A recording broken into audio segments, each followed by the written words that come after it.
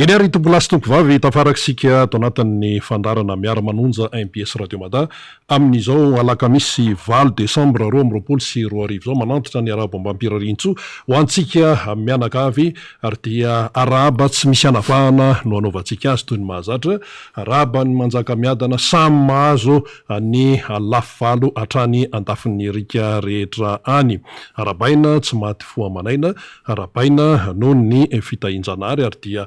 isaorana manokana izany nahary izany satria raha tsy izy raha tsy ny fitantanany sy ny fitahiny tsy afaka hiatrika sy hiaraka ao anatin'ny miara-manonja MPS Radio Mada isika rehetra ho antsika rehetra any amin'ny faritra rehetra any dia arabaina daholo ary tsy misy anavana araka ny nambara teo arabaina manokana ny any amin'ny faritra avaratry ny nosy satria dia misy ny zanaka sy rehetra any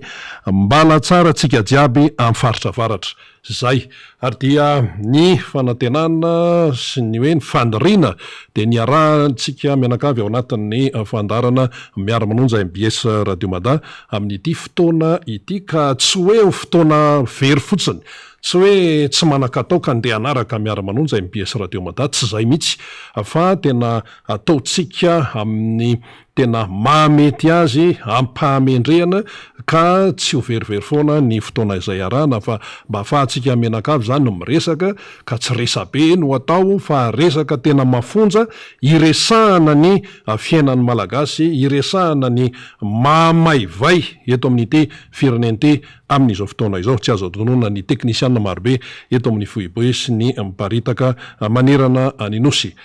ny fandehan'ny fandarantsika amin'ny ankapobeny raha ny fandaminana eto zany dia tonga dia ho raisitsika aloha ny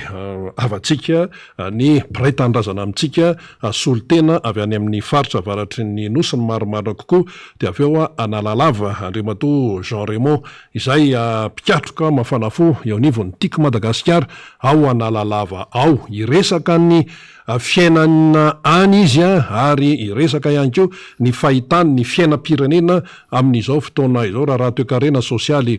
politika sy izay azo resahana rehetra dia akoatran'izay ihany koa mbola ho avy eo ny namana Fanira Zafimanantany mbola ho avy eo ny député Mamy Rabenindrina zay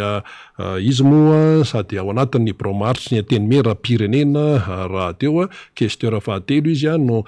député lany tamin'ny alalan'ny tim atao amin'ny distrika ny Ambohidratrimo izany fantatsika fa samboara varabe ny ao anivon'ny antenimera-pirenenao amin'izao fotoana izao dia efa miosongozona ny sezan'ny prime ministre Tsay Christian sy ny ministra miaraka aminy ao anaty gouvernement ao amin'izao fotoana izao aloha raha ny fandehan'ny raharaha dia ora sisa no isaina hiditra amin'ny fandatsaham-bato ireo député satria efa tratra ny isa zay amin'ny hoe soni zany amin'ny hoe afahana miroso amin'izany motion de censure izany ao inona daholo ny dikan'izany manahoana ny fandehan'ny raharaham-pirenena amin'izao faraparan-taona izao ary tsy ela dia hitsidika ilay 324 izay calendrier napetraka hoe hiatrehana ny fifidianana filoha-pirenena manahoana ny fanomanana zany rehetrarehetra zany manahoana ny toe-tsain'ny malagasy hiatrika an'izany fanontaniana goavana be zany manahoana ny fandraisana andraikitra tsy akanikandry aniza na akakandry aniza fa dia hoe fandraisana andraikitra izany ka dia ho hitantsika eo ny fandehan'ny raharaha izany amin'ity fandarana ity eny ary tompolasy tompoko vavy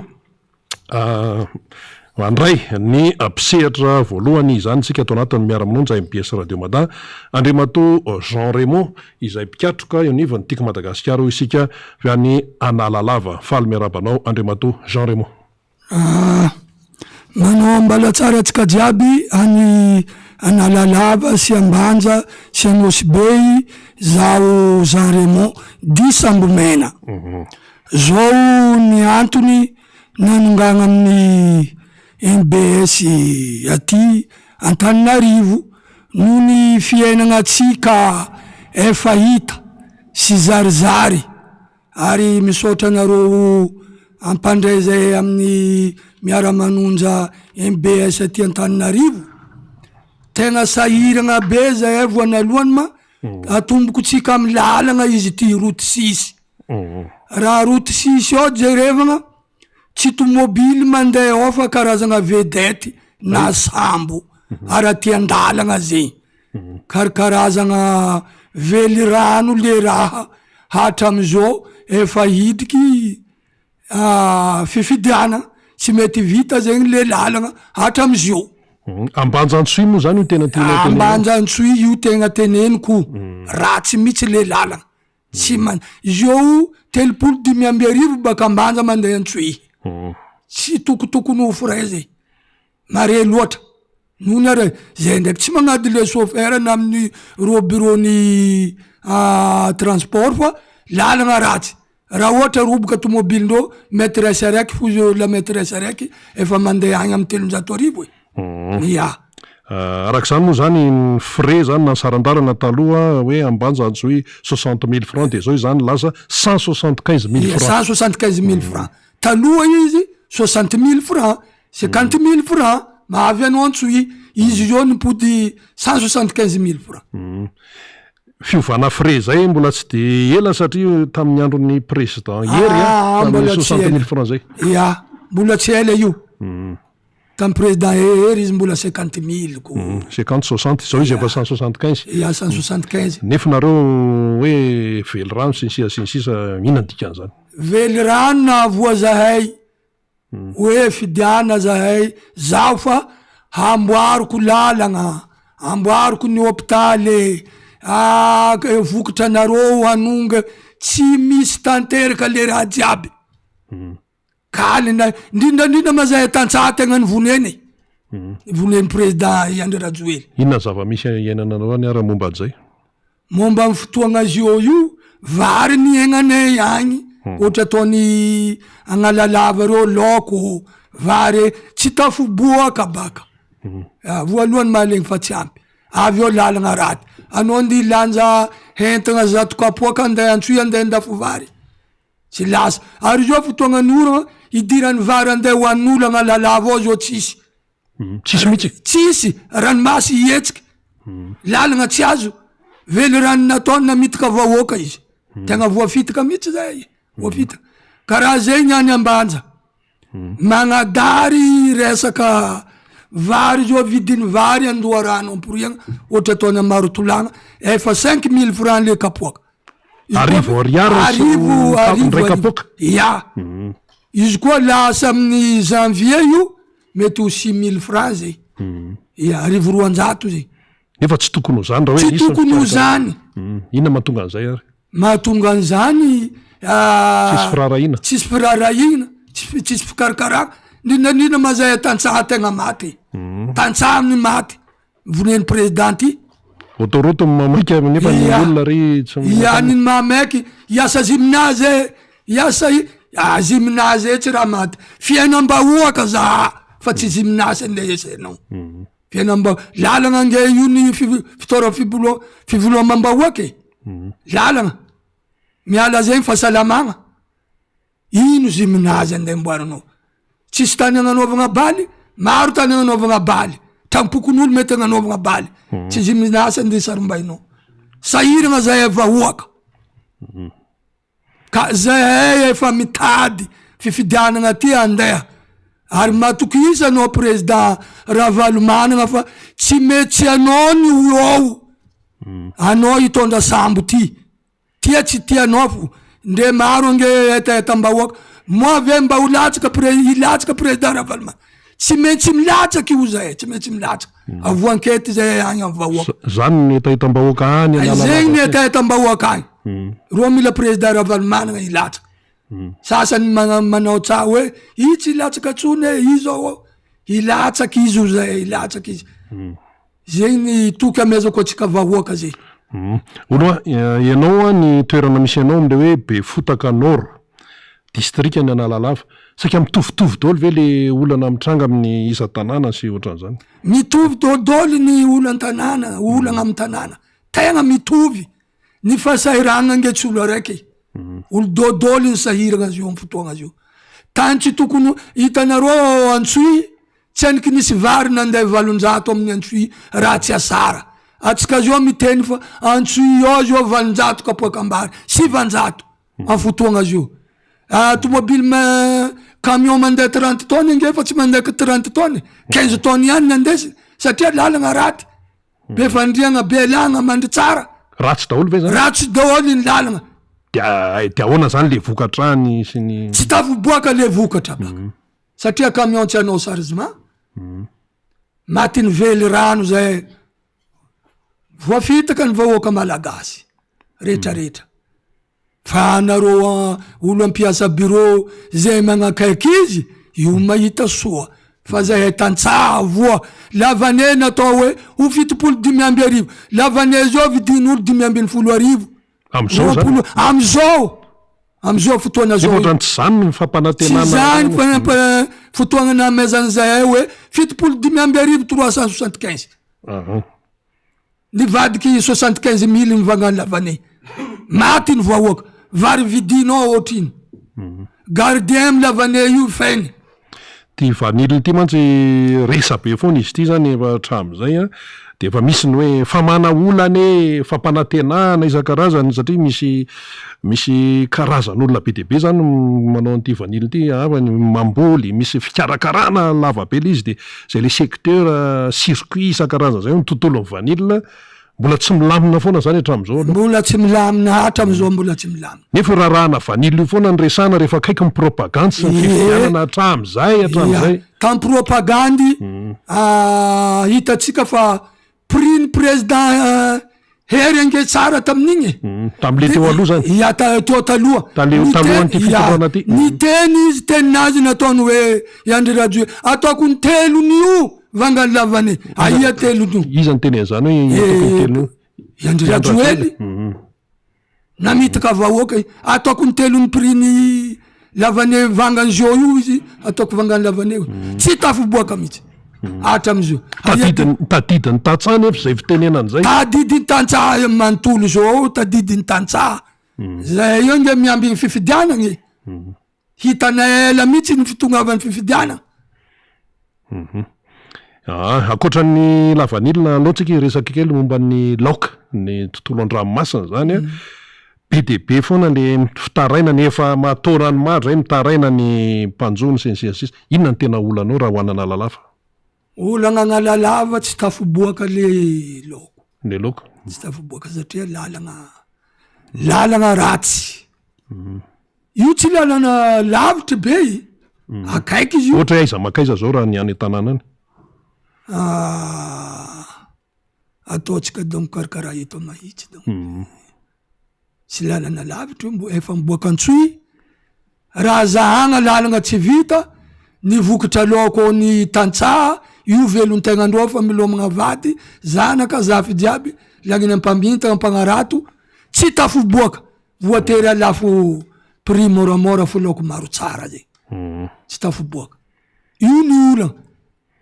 avy eo fitondrasana raiky amboarinay lalagna agnalalava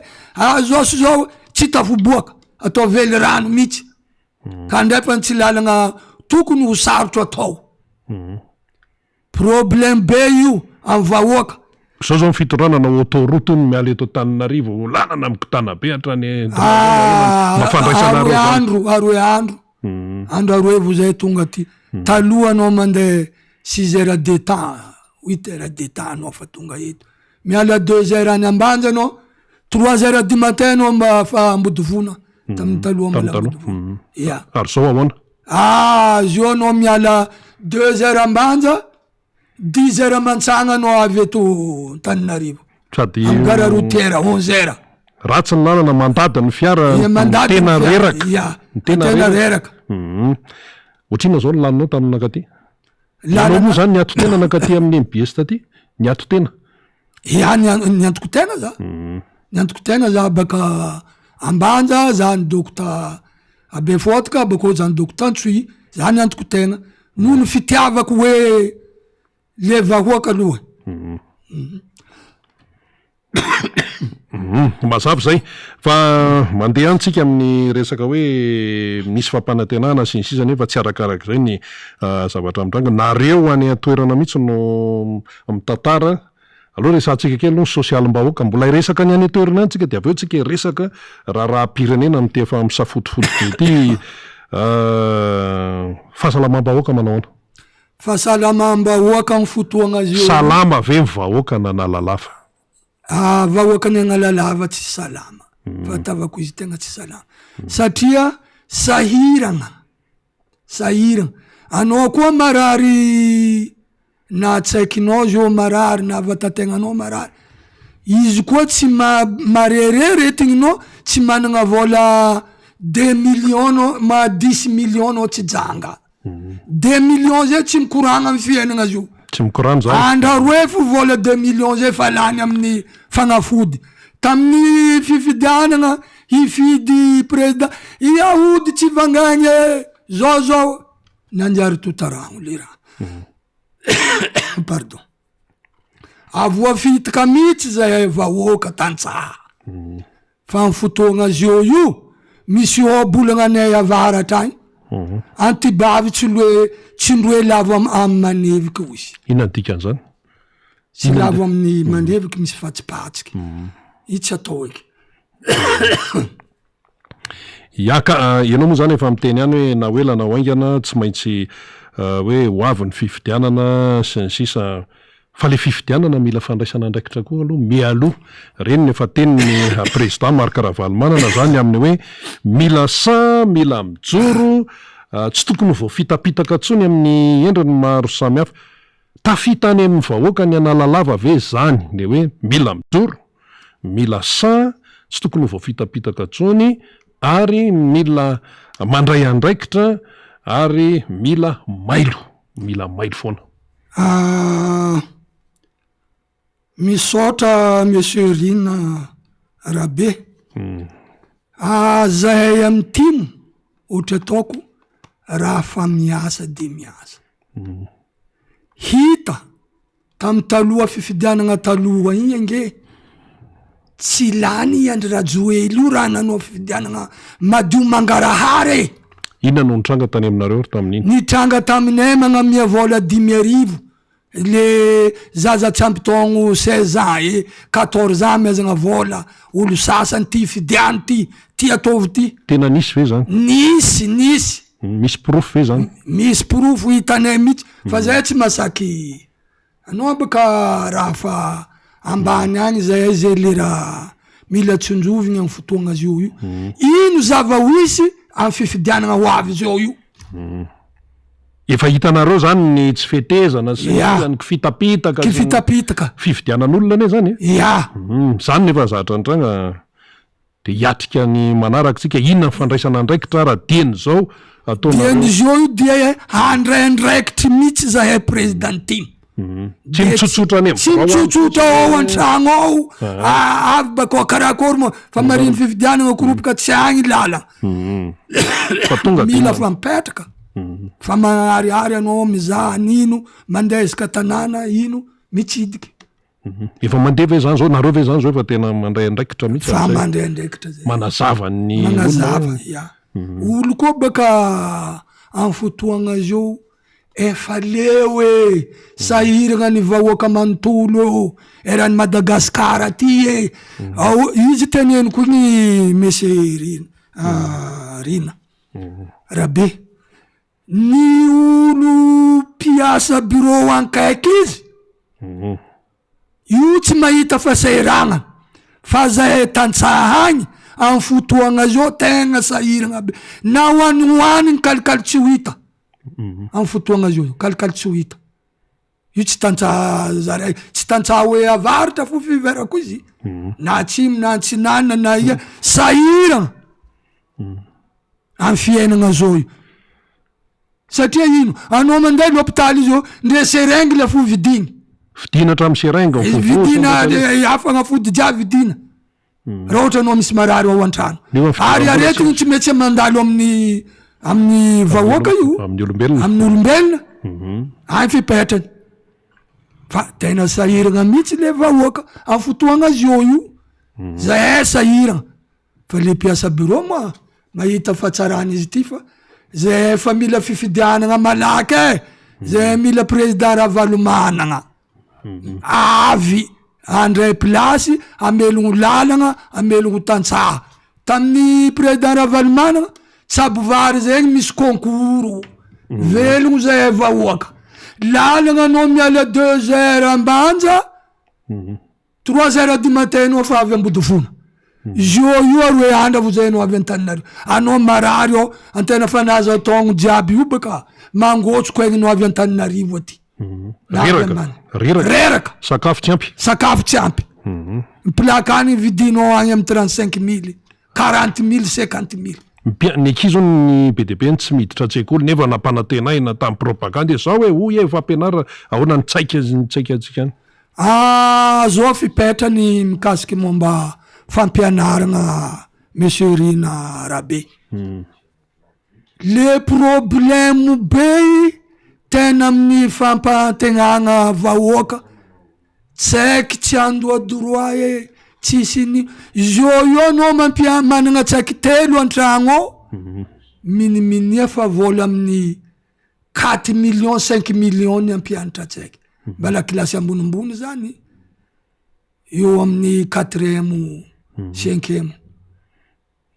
nefa nampanantenaina hoe 0 ariary mifampidirana tsao igny tsao mihitsy efa tsao igny tsao igny zanako ange nianatra tadego tamin'ny université de nitsoahany zany 2e année nitsoahana efa tsao igny inona no nitranga tsy araka na rano ange vidina any Adego vidina amin'ny université any tsisy rano asa fa mandeha hatramizao fa taloha izy tsy nandeha ino ny problème fampianaragna potiky zazan'olo zio ankamarozany ao Adego tsy mianatra zanak'olo piasany secret io tsy mianatra hatramizao tsy voefany karamany piasako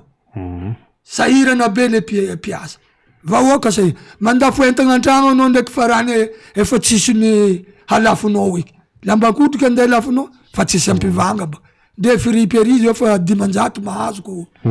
lambakotrikinao vidin'olo efa tsisy zay tontolo fampianarana fahasalamana tsy maintsy resantsika kely ny resaka tsy fandriam-palema naona ny alatrombo moa ohatra miakatra tanàna hony nefa taloha tany lavidavitra any fandriam-palema ohatry ny amin'ny Sofia diana efa nagnadarina sava tegna nagnadariny dahalo tselatsela donc misy tsy eo volana raiky donc ndre tsy ampivolagna raiky nisy dahalo efatra tambanja atao sendra za tambanja na mbola 5 heures ariva nandrava olo nandrava grossiste star atao hoe zoklava fitenenagny izy tambanja atao de voarombaka nalaky zegny ro de tifitifirin'ny gendarme sy police de naratraratra nandesy hôpitaly ankabezandreo ndraiky tsy voata naty zegny levitra ambanjo ao fotoagna zio io efa tsy azo andehananao lagniny amin'ny 7 ao ny mpamakitragno ao ny dahalo ao ny tsy hita fito zany tsy mbola de hoe alina be ahoana fa tsy mety fa tsy mety efa tsisy efa karaha zegny délestage baka efa tsy edy fipetrany ahoana délestage any isan'andro mandeha jiro kely afaka lera raiky maty mandeha ry kartery afaka lera raiky maty ny fiainam-bahoaka amin'ny fotoagna zio io raha tsy jiro de menaka de savogno igny zegny fiainam-bahoaka tantsaha igny miakatra dodoly ino ma raha ataony zay andafo kakao 500 kiloka tsisy raha azonay baka amin'ny 500 zegny kakao nefa mampalaza ny ambanja kakao ny mampalaza ny ambanja lavanie mampalaza ambanja faratravaratra izio io kakao ny 500 zay mivangavary 705 000 zay tsy velogno zay fa le olo mariny izy aty io voky miporo izy fa zay efa mila fifidiana io malaky fotodrafitrasa manahoana fotodrafitrasa izy baka teneny izy presque asa zio io amin'ny korafo amin'ny jirama tsisy olo misy mipetraka andra raiky ro avy ampiasana jiro tsy mandeha de mikatso daholo ny zavatra rehetra tsisy jiro tsisy jiro tsisy angovo ampiasaina zao io mahafandriam-pahalemana ambanja agnombinao miroan-karamanjanao angalarin'olo andesindreo agnatignaty alahely izy igny titendreo agny nofy ny agnomby voadosindreo andesindreo lafindreo agny problème be fandriam-pahalemana atsika miteny hoe kolokolo adosiko kolokolo raha fazavy ampilasy io kolokolo zao nainy rematra anao zao managna taninao sa alain'olo ampanakarena ary izy midriky amin'ny tribinaly ary apitsara ary amia za tany angalany maramila miambigny tany anao tompiny tany efa za totoagno babanao nipetraka teo dadilanao nipetraka teo tsy azonao le raha ino moa zany raisan'ny malagasy rehetra ainona fitaraina daholo momba zay sy fimenomenona fa tia ny fanontaniana anankiray Andriamatoa Jean Raymond apetrako aminao zany ny zava-misy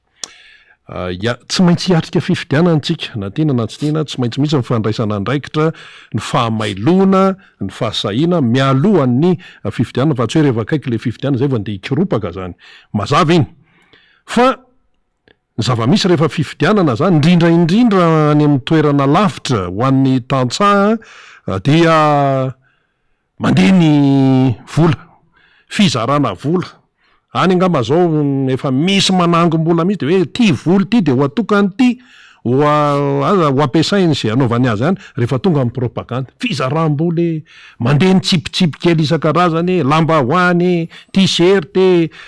inona fandihizany mampandivalahany sinsisa tomina fiary tambatambazana amin'ny fotoana miserana ilay olona manahoana fahamatorany analalava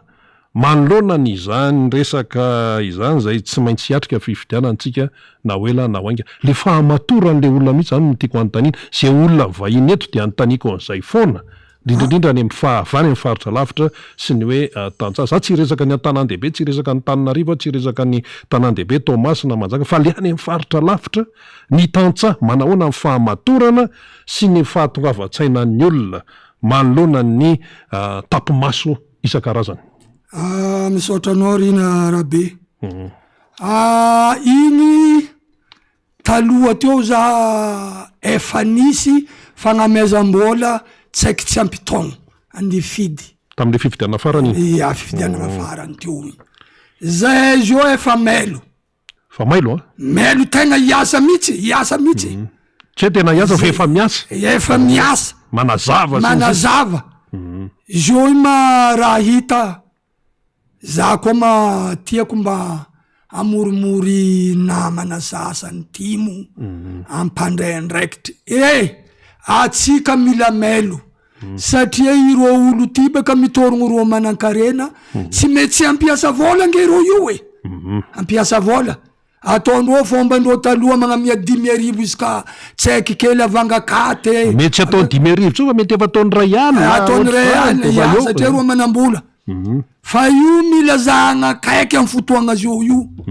mila zahagna kaiky ary mila fa miasa zay nge efa miasa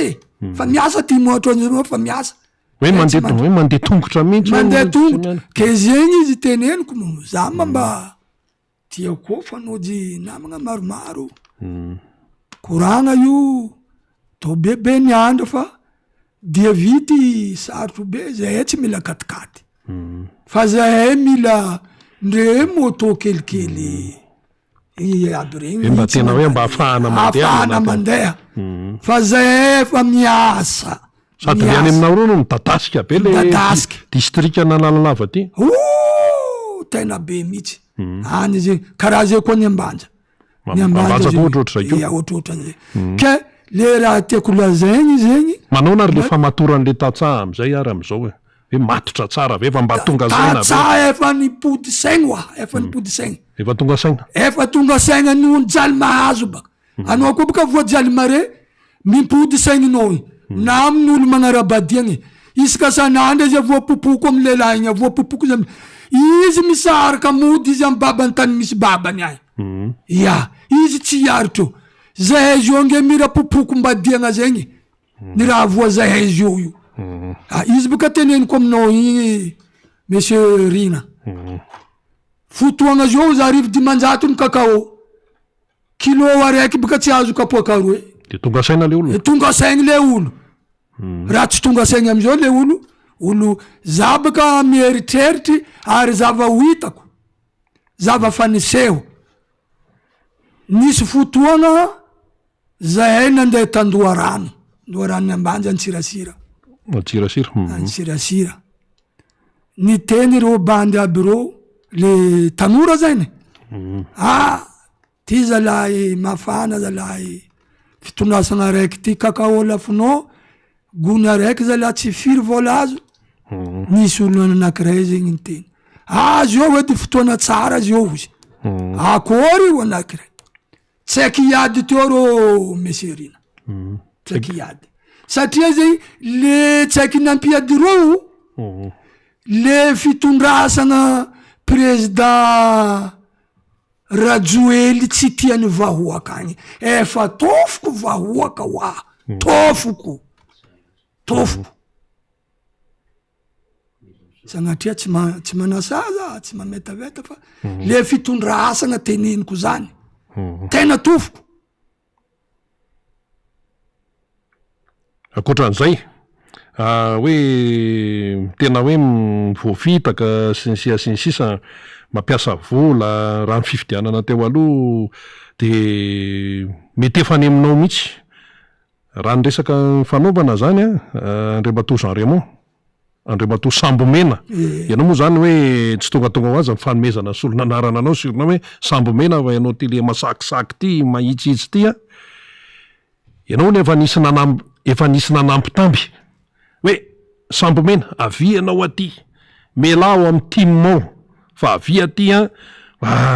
satria na hoe lanoaingana tsy maintsy ho avy ny fifidianana ny tambatambazana mihitsy Andriamatoa Sambomena zany satria mahay mandresy lahatra mahay miteny manao balaoasy osiny any loatra mahay miresaka sy ny sisa io ianao mbola timma ihany inona ny antony ary mety mbola misy ohatrohatr'izany koa ny ananany misy mandrabiraby sy ny sisa ona tsara moa fandehan'izay misaotranao alao ianao mihitsy no anontaniana aloha misaotranao meserina rabe zao fipetraka politiky ty baka hiditra politika mantsitsika politiky ty raha ohatra anao fa hitan'olo mihetsiketsiky vidina koa ohatra n'olo misoma laboly io ohatranao zany io naviako agnarana Sambomena io ina moa dikan'le Sambomena ty Sambomena io sambo tsy mavozo tsioko tsy mavozo rivotro izy mandeha foana ninina sakatsakana de sakasaka mandeha fa izy mandeha raha zavatra mahitsy fa tsy miolakolaka io raha fa nandeha izy ndre vilinao magnaty izy tsy mandeha mitany olona tany tsy omboany igny zany tim anao de tim Ravalomanana andeha akaheza koa zaho nefa anao za hitanao io meserina rabe zange fa nisy nikitiky anao aza mandeha ao fa ravalo zao sy ambela zao amy dada hoa zio io tamin'ny fotoana nini donia nagnefa vola za vola nakamenia nandeha nagnampy nini donia tanao sy be magnotonia pasteur Edouard nareo fa tany za tany pasteur tany izy nahita za tany mihitsy no ny fitiavako timo zegny tsy tiako resy latry ary raha ataony timo angeny fotoagna zao manara-dalàna zay nge ohatra ataoko maregny reo amin'ny NBS ao miteny hoe reo député ny timo aby reo za na mihina vary maiky hainao vary maiky zay hany tsy amikabaka tsisy loka zay tonga de vary am'izao fotsiny vary am'izao laniko variko nono za ravoravo loatra zegny maregny koragnandreo resaka andreo ao zay maheno député any timo député ny timo miresaka amin'ny miara-manonjo ao miresaka eto eo amy sezanao mihitsy zapetraka ke na vary maiky zegny anigny naka laniko satria midika amin'ny fahignako loatra zegny le tenindreo resiko loatra zavatra mahitsy anao amivolagn'olo baka izy koa amy raha marigny volagna izy anao akaza mpimaso misy oabolagna any avaratra aza mpimaso mamono voay izy so de kikeriny anao izy tsy maty. Inona ny tena dikan'izay?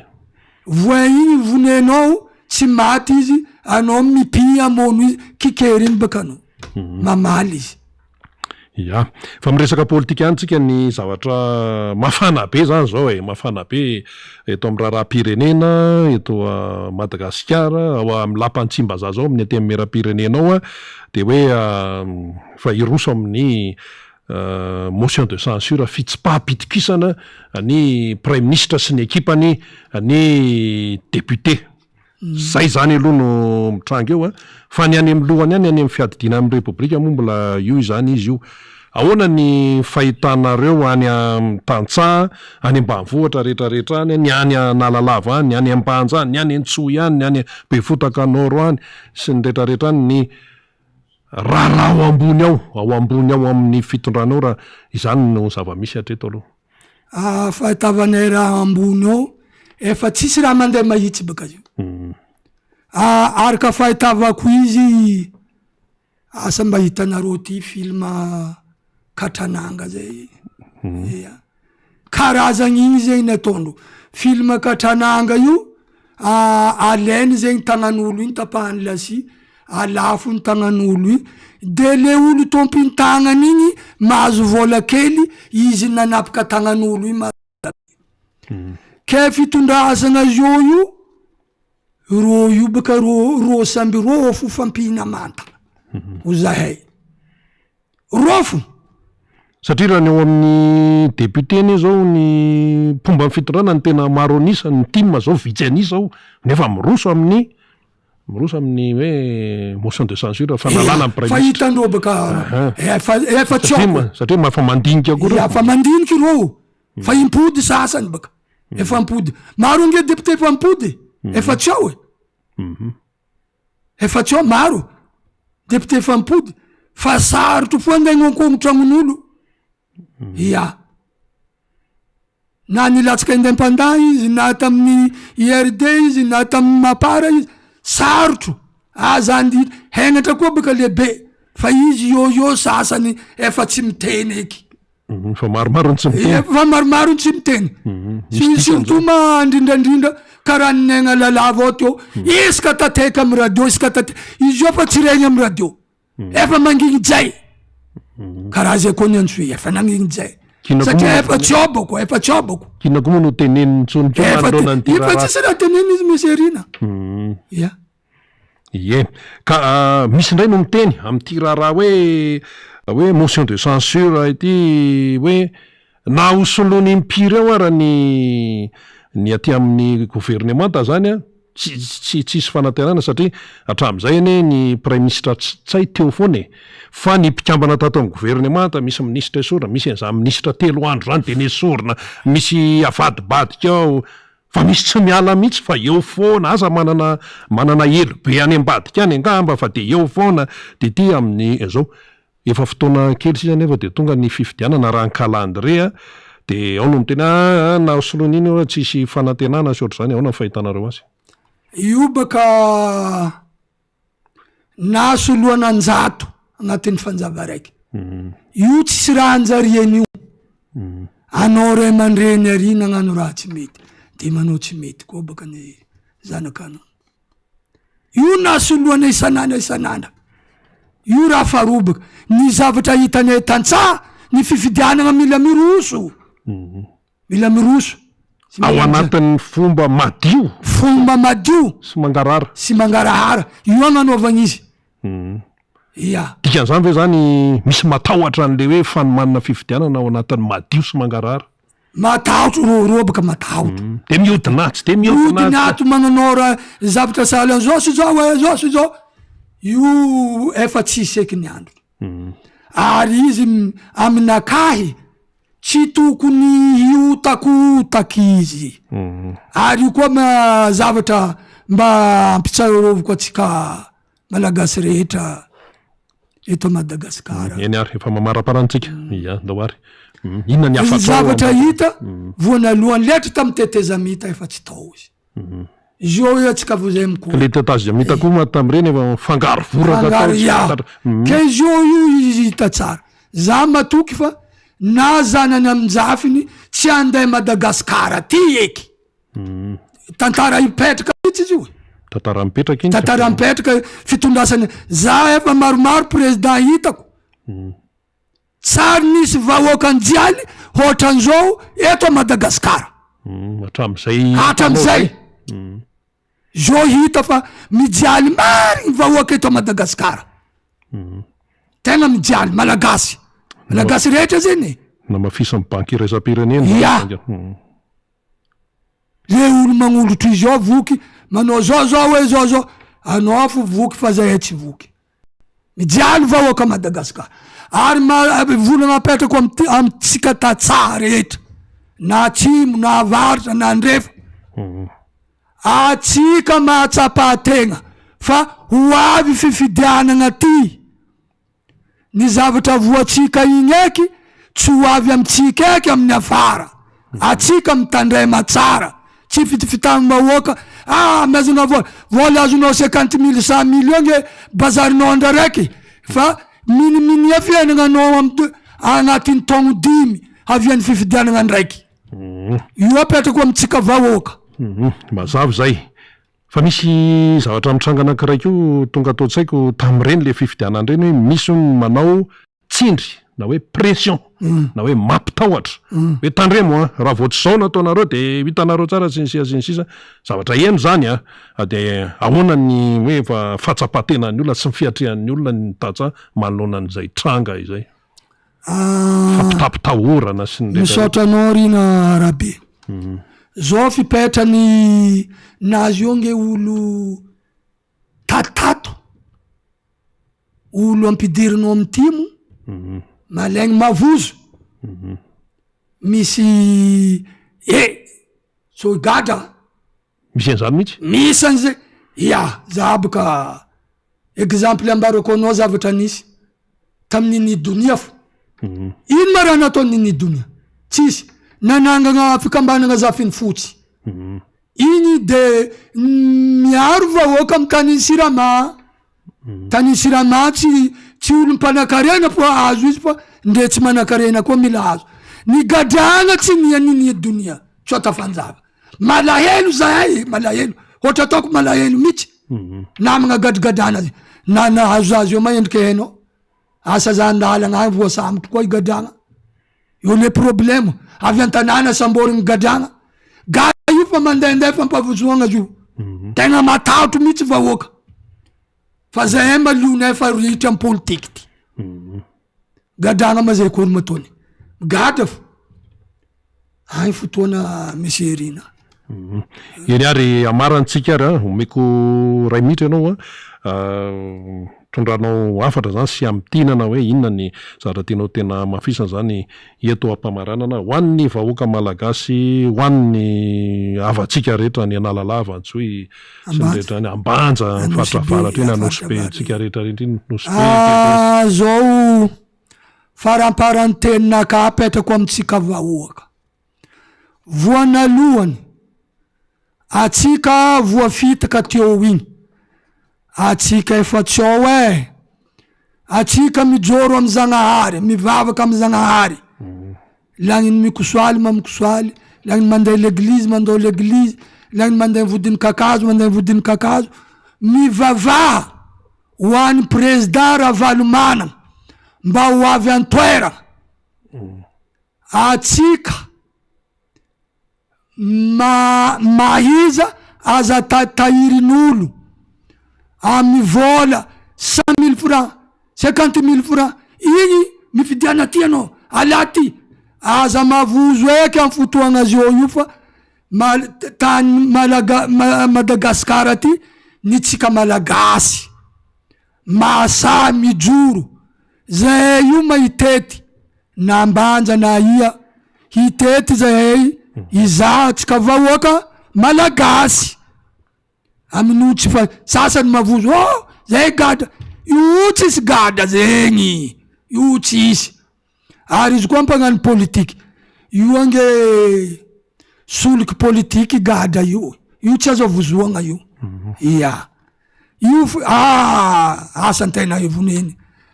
io faty io anjara amy Zagnahary io tsy mety maty ny anjara io soliky azo avozoagna gadra zegny fa atsika malagasy mahiza mifidy amy fotoagna zio fa ho avy raha ty fa zahay antaezagna président Ravalomanagna ary ambelako afatra aminao monsieur le président Ravalomanagna anao efa président anao efa président matoky zahay fa anao ihany nio io zahay tsy fidolo afaky zahay tantsaha marary zahay tantsaha io marary fa lagnim-panagna aby rô tsy mahita farariagna fa zahay marary ka apetrako ny afatra atsika jiaby samy mandray ndraikitra tsisy raha vozoagna tsisy raha tahoragna ny tsika Madagasikara ty io zay président avy eo izy koa magnano tsara ny tsika magnano ratsy izy baka zio tsika voafitika zio tsisy raha nanjara avo atsika lavaneza la nanjary 5,10,000 vary vangaitsika 5,000 francs kapoaka arivo kakao arivo 500 ndrindrandrindra mambanja zalahy sahiragna zahay vahoakany ambanja za baka olo avy ambanja za teraka ambanja fa za mitady raviniatry abe fotaka ty tanananaka tsy mety ariako na ino kidona na ino kiatro fa za malagasy ary za timo za tsy mivaky volo timo za Ravalomanagna za na ino kiatro na ino volanaka zio nandehanao noho ny fitiavako politiky tiako mihitsy timo ty tiako ko Ravalomanagna tiako le fitondrasany teo eny ary izao raha tsika Andriamatoa Jean Raymond na tsona ihany keo hoe sambomena nitondra faneho-kevitra nitondra fanazavana tamintsika teo be de be ny noetiny teo na ny zavatra mitranga any lavitra any na ny raharam-pirenena mitranga eto amin'ity tantsika ity zany ambava homana ampo mieritreritra de misaotranao tompoko eny ary de omendalana ianao ao ny lalanao ao ary eny ary mitoy ihany ny fantarantsika miara-manonja MBS Radio Mada rehefa avy nandray zany tsika n'Andriamatoa Jean Raymond zay mpikatroka mafana foa ny tiako Madagasikara any nalalava any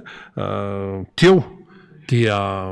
nazava ny teniny teo mila fandraisana andraikitra ary le fandraisana andraikitra tsy hoe mitsotsotra fotsiny any an-trano any na hoe manome baiky fotsiny any amin'ny birao any fa tena hoe midina mihitsy any amin'ny toerana rehetrarehetra any any amin'ny fatrarava zany distrika nalalava zany ane mipakaty atsoy aty hatrany nosy besiny rehetrarehetra no midadasika zany fa reny olony reny tompoko de mandeha tongotra any anaty kata rehetrarehetra any fotaka ny orana avy sy ny sisa noho ninona noho ny fitiavana an'ilay atandrazana ka maromaro ny ohatran'izany satria raha maromaro ny ohatran'izany dia mazava tsara ny lalana hita tsara ny vokatra tsara zany manoloana an'izany raha raha-pireneny ty tsy hita zay ilazana tsy hoe tsy hita zay ilazana azy fa tena memiotsaka ihany ny any etapiny ihany mifanjevo de rehefa mifanjevony ihany de miatraika ty amin'ny vahoaka malagasy miatraika ty amin'ny olo-pirenena miatraika any amin'ny asa-piariana so tsika mieritreritra hoe raha mandeha ny hoe metsiketsika ny sezany tsaik kristian zay miaraka amin'ny anaty gouvernement ao de hoe tsisy hoe misy fiatraikany daholo zany rehetrarehetra zany kanefa le izy nisy ny fampanantenana nisy ny velirano nisy ny zao airy zareo ao ambony ao tsy mifanara-tsaina fa mifanonganao de inona moa zany no atenainy ny vahoaka malagasy manoloana zany toe-zavatra zany eny ary rehefa avy nandray ny namantsika avy any analalavitsika efa tonga eto fanira zafy manatany miraba ny namana faniry tonga ianao dia omenao avy hatrany raha ny sehatra mbola ho avy ihany koa ny député Mambrapendira ndao ary satsisa misaotra sady miraba rena de miraba ny teknisiantsika rehetra zay manaraka ny fandarina am'izao maraina izao ny namantsika ny mifaritany ihany a ny mpanaraka atsika koa ny ampitan-dranomasina any de arabatsika naiza andraisana ity fandarany ty atsika zay manaraka miaino de arabatsika raha ny eno ny fiahovany analalavitsika teo rena de miverimerina mihitsy le hoe namono vahoaka ty fitondrany ty indrindra moa ny filoham-pirenena am'izao tao zao satria tsy araka ny zavatra nampanantena ny zava-misy de zany anefa voaresaka atao anatin'lay taratasy mirakitra an'lay fitsipaham-pitokisana nataon'ny solombam-bahoaka ny amin'ny hoe tena sahirana ny fiainana ara-tsosialy ny vahoaka mamaly an'zany zany de zay no ambaratsika tona zany fa iresaka am'ty motion de censure tsika rehefa avy eo fa akoatran'izay a de betsaka ny vaovao am'lafiny tsy fandripalemana ny délestage miamafy ary betsaka no mitaraina isika moa nanana fotoana ny voana de mifampiresahana tam'vahoaka de abetsaka no mitaraina mihitsy am'izao fotoan'izao ny délestage ny olana eo am'ireo orinasa mpanjakana rehetrarehetra sy ireo mbola tsy voaefa ny fitakina etsero koa akoatra ny fitakina vola de fitakina zay mba hampidirana reo tokony isitraka an'zany de hitatsika zao ny ENS zao zany hoe reo mpianatra eo anivon'ny école normale supérieure tondinatra am'le école ny avarany dina mihitsy le izy ka tsy manana solution le fanjakana ka any solution fanjakana sady tsy manam-bola fanjakana tsy mahatateraka tena fampanantenana am'y lafiny rehetra satria de netrehetina fa tena mba hijery zay tena hoe mahasoan'ny tanora apiditra mpiasa-panjakana sy ny sisa fa mepira le situation am'izao fotoan'izao tsika moa hiezaka hitatarany izy rehefa avy eo fa eo ampandaminana azy tsika na izany na tsy zany a omaly ny filomary Karavalomanina de nanao fanambarana goavana zay mahakasika indrindra na mikasika ny tontolo-pifidianana sy ny zavatra atrehan'ny firenena ao anatin'izany resantsika rehetra zany ny atrehana ny amin'ny taona ho avy eo misy hafanana politika miakatra ry narabe mananjary eto Madagasikara ary ny hafanana politika dia ny 70 isanjato ny zava-misy eto amin'ny firenena miseho am'izao fotoan'izao dia ny mpitondra fanjakana ihany sy mipanoana azy no mikopakafo ny 70 isanjato ny zava-misy iainana am'izao fotoan'izao dia ny fitondram-panjakana ihany sy mipanoana azy no mikopakafo mahatonga n'lay firenena mahatonga n'lay fitondrana mikrosifana ary tratrana instabilité am'izao fotoan'izao ny instabilité resantsika tsy politika reritsony ihany fa tonga hatrany amin'ny ekonomika sosialy zany ka eto zany tsika de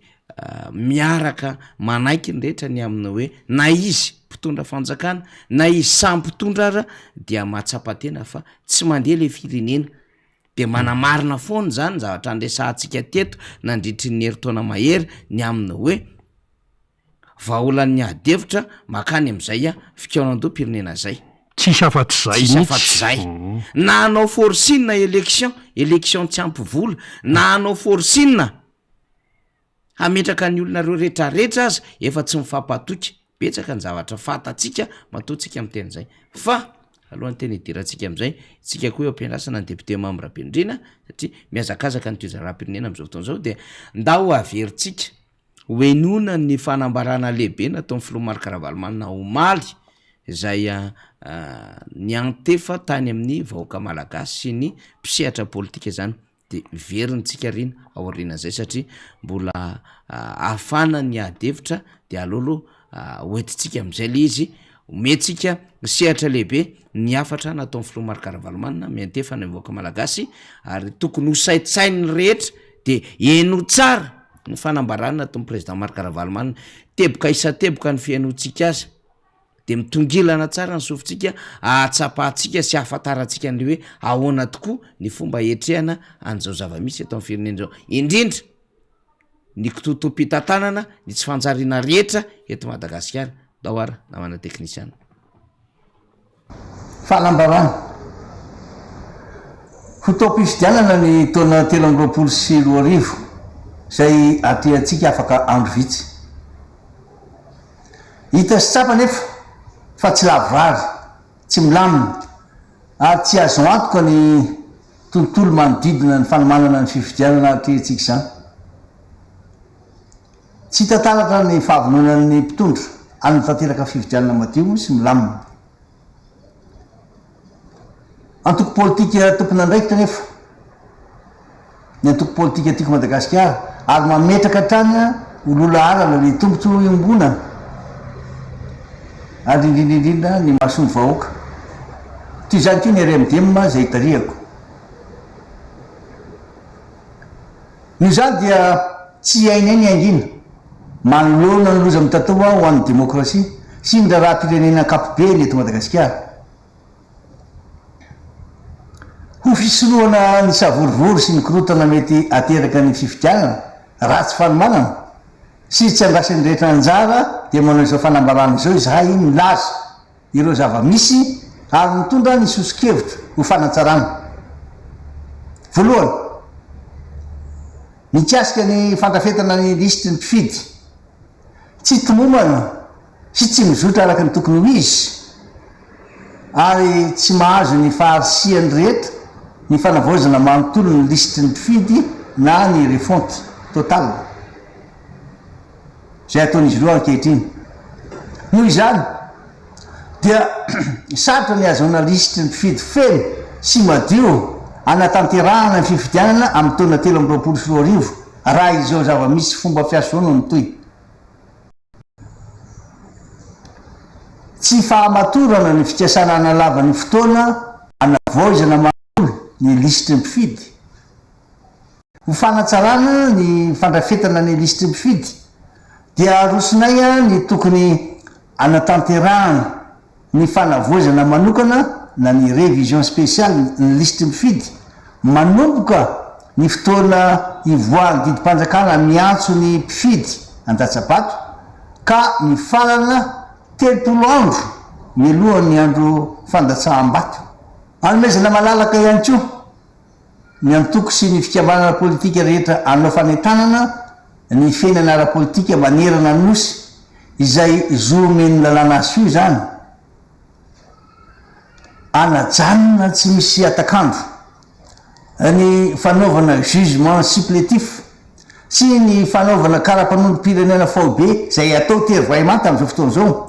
satria mety hiteraka osoka sy tsy fifampatokisana zany. Momba ny tety androm-pifidianana sy ny tetibola anatanterahana izany tsy hita mazava ao anatin'ny lalàna mifeny tetibolam-panjakana ireo fifidianana tokony atao amin'ny taona 2024 dia ny fifidianana filoham-pirenena sy ny fifidianana ben'ny tanàna sy mpanolotsaina eny anivon'ny commune. Tsy ampy anatanterahana ireo fifidianana tokony atao ny tetibola voasoratra anatanterahana zany amin'ny taona 2024 raha ampitaha iny amin'ny teo aloha sy ny fanambarana nataony sy ny tsy ela koa zay. Ny fanontaniana mipetraka ara dia ny hoe nisy any mihitsy ve no tsy nampahafantatra ny gouvernemanta ireo fifidianana tokony atao amin'ny taona 2024 sy ny tetibola anatanterahana zany fifidianana zany sa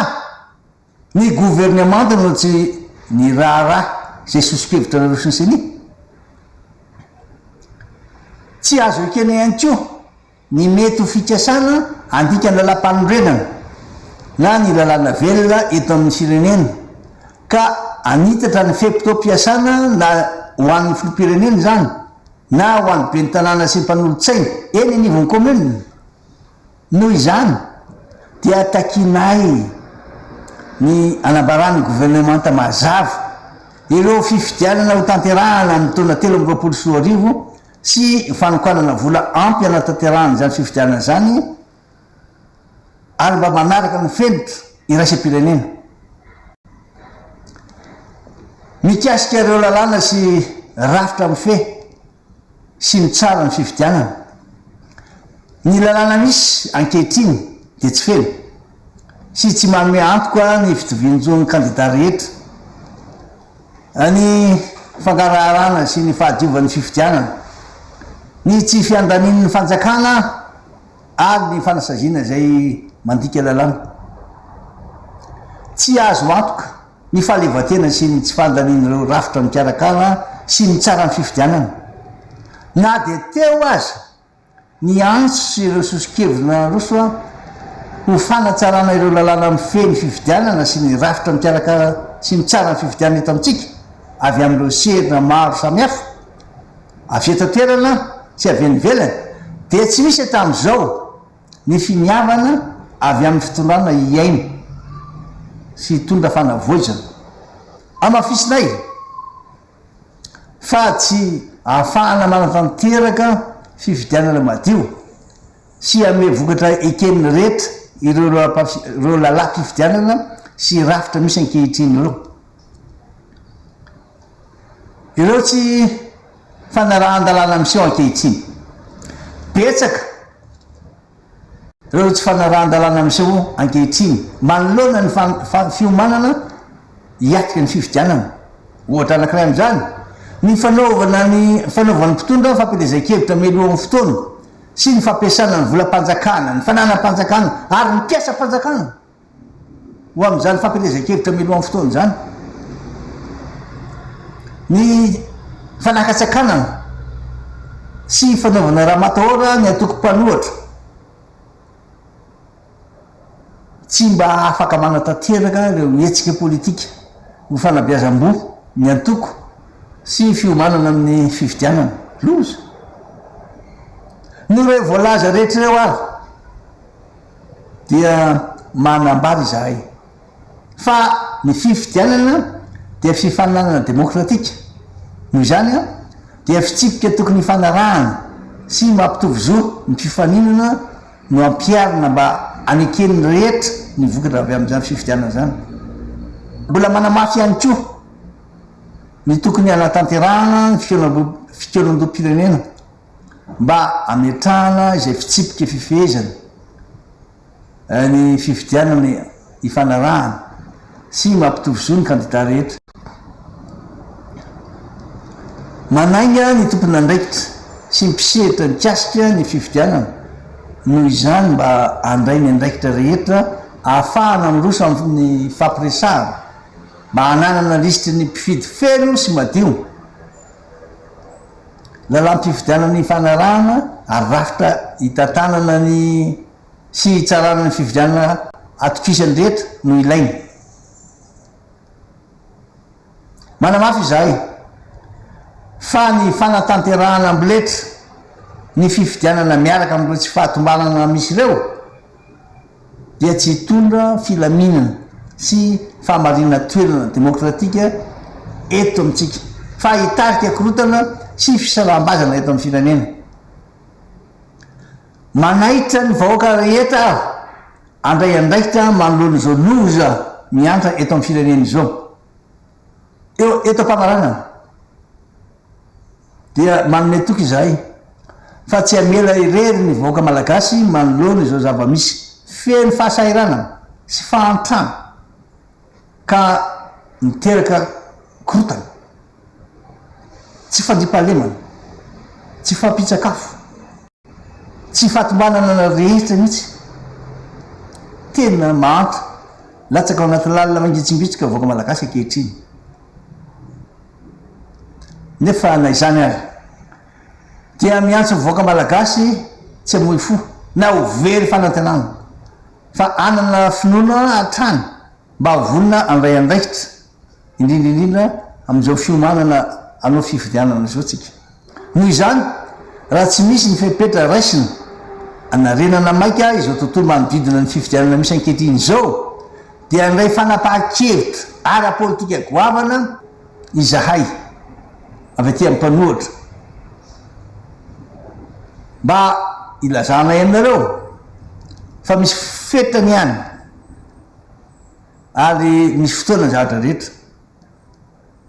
ka dia nanao izay fanambaran'izay izahay mba ampahafantarana ny rehetra fa tsy tomombana ary tsy misy ny fahavinonana hiatrika fividianana madio sy mangarahara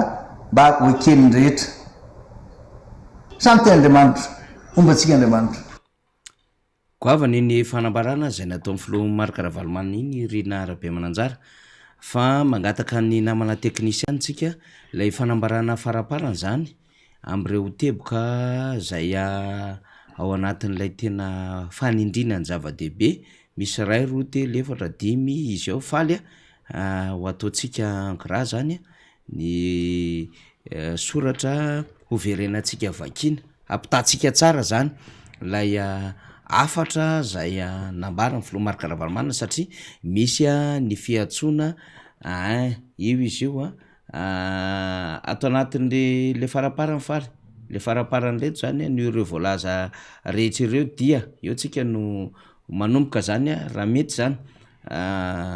ato zany no fanindrina hevitra fa ny filomarika ravalomanina dia efa nilaza amy teboka lehibe efatra mikasika indrindra ny fanarahan-dalàna miseho ny tsy fanarahan-dalàna miseho ny lalàna sy rafitra mifehy ny fifidianana de eto am'izay zany ity no fitin'zay fanambarana atao ny filomarika ravalomanina zay samy manaraka tsara tsika hoe manambara izahay fa ny fifidianana dia fifaninanana demokratika mazava tsara zay mazava tsara zay fifaninanana demokratika noho izany dia fitsipoka tokony hifanarahana sy mampitovy zo ny mpifaninana no ampiarina mba hanekeny rehetra ny vokatra zany zany tena lasa hoe miverina manao rappel zany mampahafantatra zany ao anatin'izay rappel zay ny filomarika ravalomanina satria lay mpitondra fanjakana mihitsy ny tokony hafantatra an'izay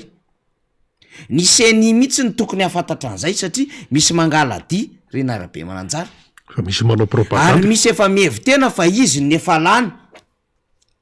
ary misy mametraka fa ny volam-panjakana de vola hetrehany fifidianana ho avy eo hampandaniana azy sy ny antokony zany zay inge mahatonga ny onivony transparency internationale hoe aleo amboarina tsara zany vola hetrehana fifidianana zany ary natonga société civile sy mpanara-maso ny fifidianana rehetra ny aminy hoe tokony hanana égalité des chances ny mpifanina dikan'izay ny vola hetrehany fifidianana sy ny tsy famezana tombony an'izay mpitondra fanjakana manana fahefana afaka hibaiko ny fahefana politika sy ny fahefana miaramila na ny fahefana ara-pitsarana hanodinana ny vatom-pifidianana zany satria fifananana demokratika hoy ny filomarika ravalomanina ny fifidianana donc zany ny endrika izay fifananana zay dia tsy tokony ame tombony na anizana amin'izy fa tokony hipetraka am'izay endrika ny fifananana ara-dalàna zay mba hoekeny rehetra ny vokatra faharoa kitsika indray mbola manamafy ny antsoavo ny toko hanatanterahana ny fitiavanam-pirenena andresahana sy namana reny zany mba hametrahana izay fitsipika hifehezana ny fifidianana hifanarahana sy mampitovy zo ny kandida rehetra zava-dehibe ty fitiavanam-pirenena ty izao zavatra misy eto amin'ny firenena zao zany lay hoe mampiteny mona lay mampitoto tany malagasy rehetra any am'izay toerana misy azy lay mampitsangam-bolo malagasy miaina zavatra isan'andro san'andro lay tsy fahita tao anatin'ny empolo taona nefa fahita eto Madagasikara de ilaina fikaonandom-pirenena zany indrindra sy lehibe ao anatin'izany tontolo mpifidianana ho avy io de zay ny atsontsika mandrakariva ny aminy hoe ndao iroso le fikaonandom-pirenena fa tombotsoa na ho an'ny mpitondra ara no hanaovana izay fikaonandom-pirenena zay tsy ho an'ny mpanohatra rery ihany zay miantso izany fa ho an'ny mpitondra ihany keo fahatelo mananga ny tompona andraikitra sy mpisehatra mikasika ny fifidianana noho izany mba ny andraikitra rehetra ahafana miroso amin'ny fifampiresana mba hananana listre mifidy feno sy madio dia misy lalam-pifidianana izy iny lalam-pifidianana hifanarahana ary rafitra hitatana sy hitsara ny fifidianana atokisan'ny rehetra ny seniny resahanao anatin'izany mazava ho azy manana andrara andraikitra anatin'izany koa ny ACC fa manana n'izany nafipandaminan'izany ihany koa mba ahafana mametraka rafitra mpifidianana mazava mpitsara fifidianana tsy hitanila na ny ACDD zay miantoka ny demokrasia sy ny état de droit eny na reo mpanara-maso mpifidianana azy hatramin'ny olom-pirenena na société civile toy ny FFKM na CNRS-pirenena zany satria mpisehatra raha-mpifidianana daholo zany resahantsika izany efatra fizatsika lizy manamafy zahay fanatanterahana amboletra ny fifidianana miaraka am'ireo tsy fahatomombanana misy ankehitrin'ireo dia tsy hitondra filaminana ngambo zany tsy laina fanazava-kevitra ntsony renarabe mananjara araka ny fanambarana nataony filoha Marakaravalomanana ny fanatanterahana fifidianana amboletra dia verina kely fala tsy hitondra filaminana to tsara de tsy hitondra filaminana sy fahamaritoerany demokrasia eto amitsika rehefa miresaka demokrasia de miresaka zon'ny olopirenena miresaka liberté d'expression miresaka zon'ny isambatan'olona miresaka zon'olombelona ao anatin'izany miresaka fiandrianana ihany ko ao anatin'izany fa hitarika akorotana sy fisaraham-bazana eto amin'ny firenena efa mahita endrikendrika sy fofopofon-javatra fafotsika reny satria miketrika amboletra le mpitondra fanjakana amboletra tsy amin'ny fikatsahana zay mahasoa sy mahatsara an'le fifidianana fa amboletra arak'izay tiany le mpitondra fanjakana zany hoe amboletra heveriny fa ampandresy azy amin'ny fifidianana ho avy eo fa izy tsy raharaha fitoniana zany tsy raharaha filaminana tsy raharaha fahadiovany lisitry mifidy zany tsy raharaha hoe tokony vola ho zakany rehetra ny oatrehana fampilezan-kevitra fa tsisy hoe vola miopapana 100 millions de dollars ny sasany nefa ny sasany zara fa mahita caution de zara fa mahita vola etrehana de mety misy miteny milaza manao hoe ka maninona moa no mirotsaka fiodiana zany rehefa tsy manam-bola idéologie anie io e programme anasany io e fa tsy fividiana vola no atao fa ny ametrahana filopirenena de misy foto-kevitra tokony haresy lahatra de misy programme anasa mifanaraka am'izay ho contrat social makany mivaoka lay angatahana ny vatony ifidy amin'ny fifidianana mandritry ny fifidianana fiodiana voalohany sy faharoa de nita am'izao fotoana izao ny tsapa ankehitriny de te andeha am'le jonjorombona lay fanjakana ka ny azy ny amboletra mpifidianana terena am'izay lisitra misy eo amboamboarina am'izay chef district mahay milalao an'le baolina any am'le beny tanàna any am'le solomavimoaka azy baikona ka mibaiky ny olona rehetra hatramina seho fokotany de miditra tsy lera hatramin'ny mpiara-miasa an'reto ministra samy hafa eny amin'ny departemanta misy azy reto de ampiasaina le rafitra politika ny antoko ampiasaina le rafitra zay voatondro lalam-pandroana collectivité territoriale décentralisée na CDT de ampiasaina hatramin'ny STD service territorial de concentré chef de service ny direction rehetrarehetra ampiasaina mba hahazoana an'lay gain politika ao anatin'izany de mbola mandray antsika fahadimy farany ao vefaly tia fahadimy farany manaitra ny vahoaka rehetra handray ndraikitra manoloana izao loza efa miatra eto amin'ny firenena izao izay mandavo ny vahoaka no sady mamono tanteraka demokrasia sy ny tantanàna averiko ty fahadimy ty manaitra ny vahoaka rehetra handray andraikitra manoloana izao loza efa miatra eto amin'ny firenena izao izay mandavo ny vahoaka no sady mamono tanteraka ny demokrasia sy ny tantan-dalàna de mivatana any vahoaka zany ary zay nge nitahitsika foana hatramin'izay e hatramin'ny oviana no atsapany vahoaka malagasy fa tokony hijoro izy tokony hosa izy ary tokony hahafantatra izy fa tsy mety zao tsy hatonina ny vahoaka zao ary tsy zao no tokony hampiainana an'le vahoaka malagasy fa efa azo n'lay fanjakana moa zany amin'ny alalan'le mpitondra le tanjony ho tratrariny hoe hananana vahoaka mangina vahoaka milefitra mialatsy indrindra am'ty fomba fitenenana ity vahoaka tsy afaka miteny tsony na inona atao azy sy hitondrana ny lohany sy ny sangany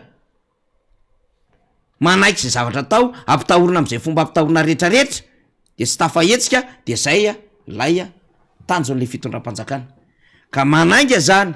araka nyfanambarana atao filoha Marakaravalomanana teo ho an'ny vahoaka rehetra mba handray andraikitra arak'izay tandrify azy manoloana zao zavatra ao farany ty tsy ava-dehibe zava-dehibe ty fanambarana zay nresahany ty ao anatin'le fanambarana farany zay hovakitsika le izy hoe mametoky izahay hoy ny filoha Marc-Ravalomanina fa tsy amela ho irery ny vahoaka malagasy manoloana izao zava-misy feno fahasairanana no tsara manome-toky izahay mpanohatra io filoha Marc-Ravalomanina io fa tsy amela ho irery ny vahoaka malagasy manoloana izao zava-misy feno fahasairanana sy fahantrana izao fa hikaroka ny fomba rehetra sy anao zay atao rehetra hitandrona ny tombontsoa ambony ny firenena intérêt supérieur de la nation miantso ny vahoaka malagasy tsy amoy fo na ho very fanantenana fa hanana finoana trano ka vonina handray andraikitra atrany zava-dehibe ho atsika vahoaka zany noho izany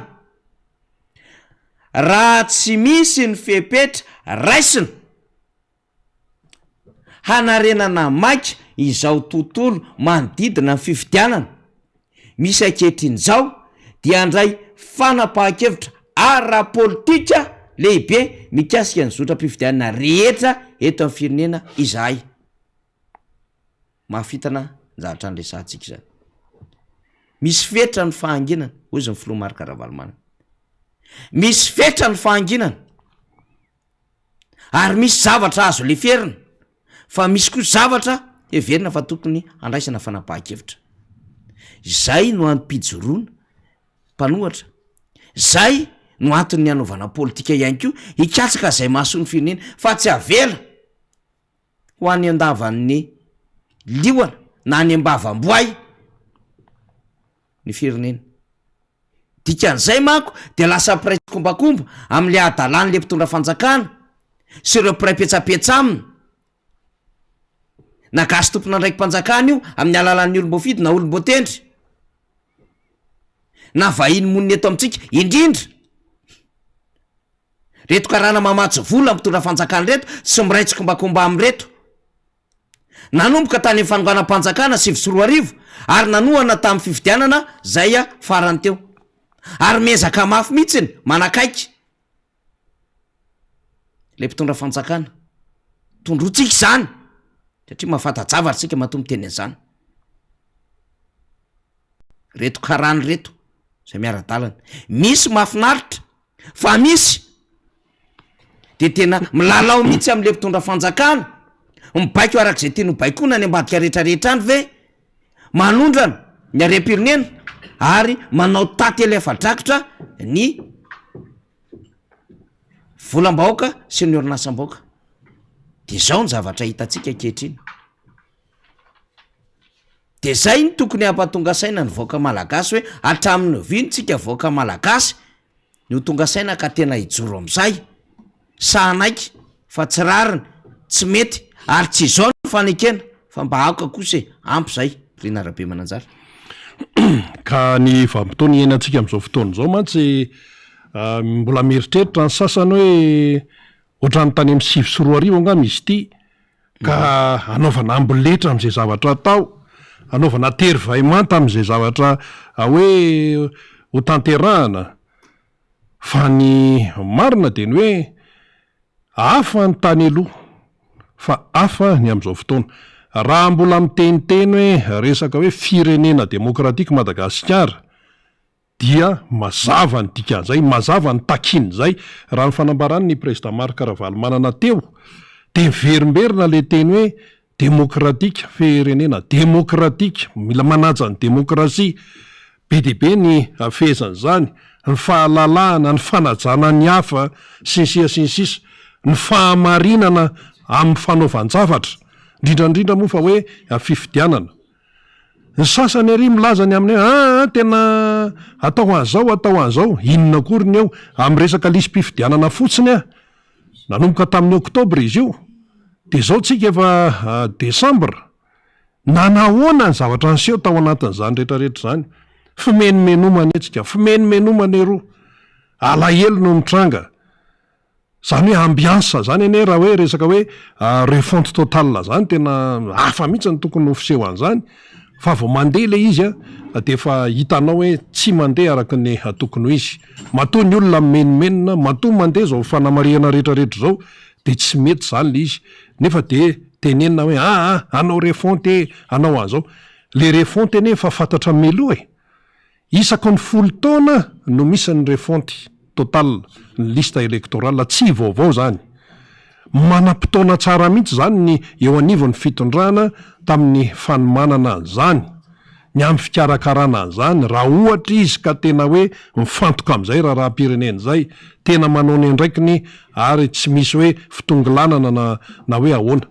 Fa tsy zany no zava-misy, tsy zany no zava-misy firintsika androany aty amin'ny Desambra efa ifarana ny taona. Jerevanao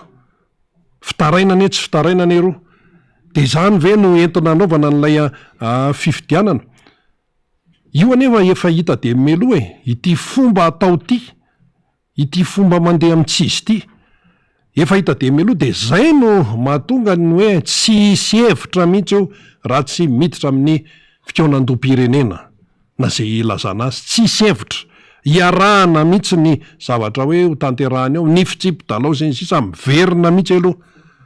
Ary indrindrandrindra hoe amin'izao hoe fotoana fanaovana ny refonte izao zany refonte total ny lisy-pifidianana,